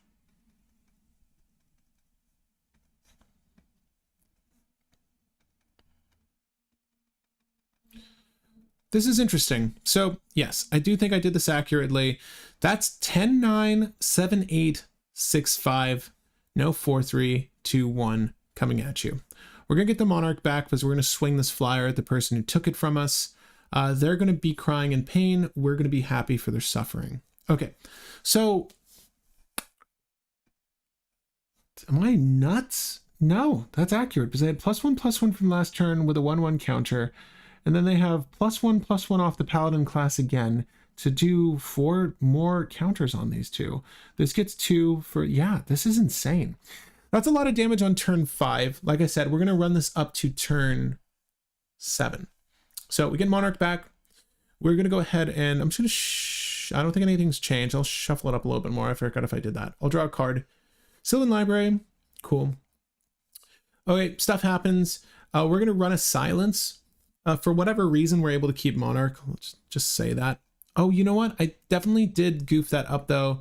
Let's just say we had Monarch last turn too, because I think I put the land into play instead when I didn't have Monarch, but it's fine. This is all hypothetical anyways. So we have to do the silence. So Plains goes. Next turn, we're going to draw Court of Garenbrig. Well,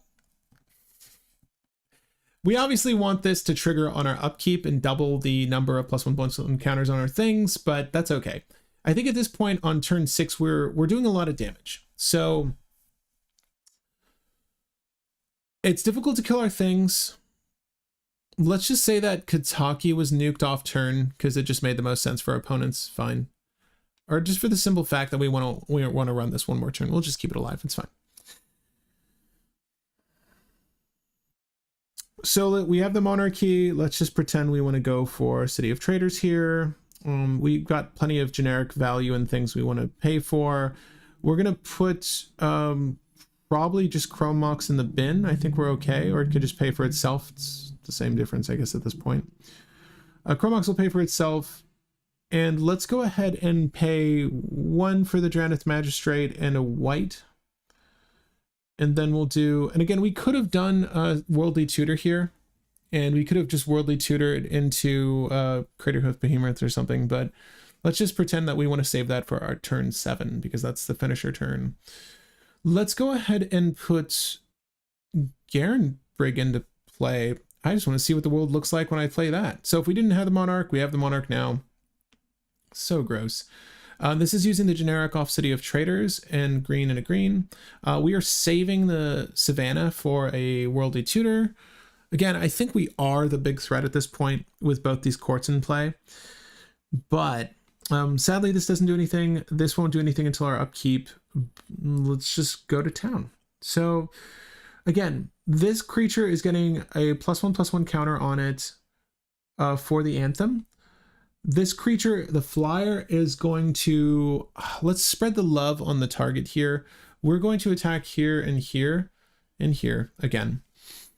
And I think what we'll do, it seems weird, but I like Draneth Magistrate is a very good blocker.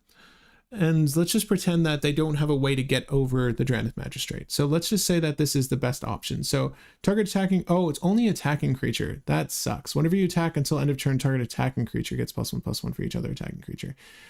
We're going to do this. We'll make this one the attacking creature this time. So it gets +1/+2. So another +1/+1 +1 again. Oh my God. Wait, there's so many counters going off here. So this will get +2/+2 +1, 3. So that's 7. And then it'll go up to 14. Correct. This will get, do you just multiply this by 2, 16 +1, right, for the static effect. And then this will get 1, 2, 3, 4 +1 for the static effect. If these weren't dealt with, which is very bad on our opponent's part, they probably should have dealt with these things ages ago, which they probably would have. But I don't know, we had plays. Surge of Salvation, we're good. Even exiled everybody poops. But that's a lot of damage swinging out there on turn 6. So end of turn, we'll draw a card. If people aren't dead yet, we've got an Enlightened Tutor. I don't know, the hits keep coming. I feel like at this point, we have the mana sufficient to just hardcast Craterhoof. Is that true? 1, 2, 3, 4, 5. Even if not, I think what we'll probably go for to finish this is, I don't know, honestly. Wait. What are our bomb spell? Oh, hey, I did say I wanted to show you this. 100% competitive. What did I say? 100% competitive there. So what do you say we tutor for, gang? Before our turn starts, what would you rather tutor for? A creature, or would you rather get an artifact and or enchantment? You know, Elesh Norn would be pretty sweet, wouldn't it? 7 mana, and I've got 1, 2, 3, 4, 5, 6, 7 with a land drop. Hell, yeah. We'll go for Elesh Norn. Why not? If it resolves, I'm pretty sure we win the game. So, Elesh Norn, Grand Cenobite. So, Elesh Norn does this. I know I'm using the funky version. It's just +2, +2, -2, -2 to our opponents. So our opponents' hate bears and stuff will probably be eliminated, and then our board is going to look stupid. So we'll go for Elesh Norn. Shuffle. Put it there. Okay. So let's just say we maintain Monarchy out of curiosity. We'll draw. I will let the Chromox pay for itself. I will resolve the Court of Ardenvale first. Excuse me, we're going to move this to the battlefield. We're going to nix that. We're just going to put the forest in, or plains in play. It's fine. Ooh, that's not good. We do need to get rid of City of Traders. Oh, we grabbed the wrong thing. That's okay. Go over here. Or I guess we can just do, if we didn't do the Mesa, we could just do the, instead of the Arid Mesa, we can just do the Lotus Petal. I think that's a safer bet for us. Yeah. Right? And this will give us the mana we need. 1, 2, 3, 4, 5, 6, 7. Sure. And then we'll do this thing. So this is this is soul crushing amounts of damage that's going to be laid out for us. So we'll put 2 of the +1/+1 counters on Drannith Magistrate. Right? And then we'll double the +1/+1 counters on each creature we control. So just because we can, let's just do this. 1, 2, 3, 4, 5, 6, 7, 8, 18. Okay. Again, this is the moment where our opponent should be trying to stop us. But who knows? I guess they can't. It's 34. I'm not going to do the math. I'll invite you to let me know what the math was on this next attack. But here's what's going to happen. I'm going to break the Lotus Petal. 1, 2, 3, 4, 5, 6, 7. I'll cast Elesh Norn. The Lotus Petal, in case you're wondering, cracked for 8 blue. And we'll put Elesh Norn to the battlefield. So far as our Anthem count is concerned, our Anthem count is 3. From Paladin class and Elesh Norn. Our opponents have an eternally weak board, and we're attacking here, here, here, and here. So I might have been doing the math wrong. It's the difference between the base and the buff. So our counter allocation is probably higher. This is just a lot of numbers to math. So the difference between the base of 1 and the 6+1/1s on Drannith Magistrate, +3, so that's 9.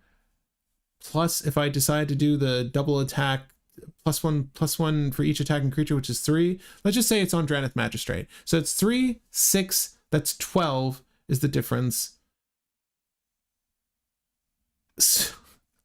So it would get 1, 2, 3, 4, 5, 6, 7. So it would get 12 in double strike, right? Probably wouldn't put it on Drannith Magistrate, but I don't see why not.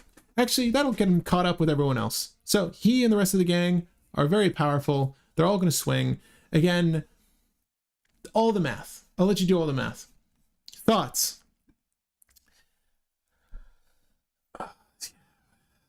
So we only did one playtest, mind you. But what we have there is a good shell. I think that we were very fortunate if you were looking. We didn't pull in any other anthems. So if someone elected to get rid of Paladin class, and mind you, we had to work very hard to get that to where it needed to be. Maybe not that hard, but we did have to work to get it there. then we wouldn't have really had any sort of strategy going for us. So again, let me know if the math was wrong on anything. I'm sure it was goofy, and that's okay. Like, this is all illustrative anyways. But the point is, you're going to get there slowly but surely. And the goal is to have as much stacks as possible. So I think that there needs to be a finer balance of protection, anthems, and there are definitely more anthems available for us. I think that there is definitely a case to be made for Hall of the Bandit Lord, or any sort of haste enabling, like Lightning Greaves, anything that's going to give our any of our army haste. I love the courts. Definitely incorporate the courts.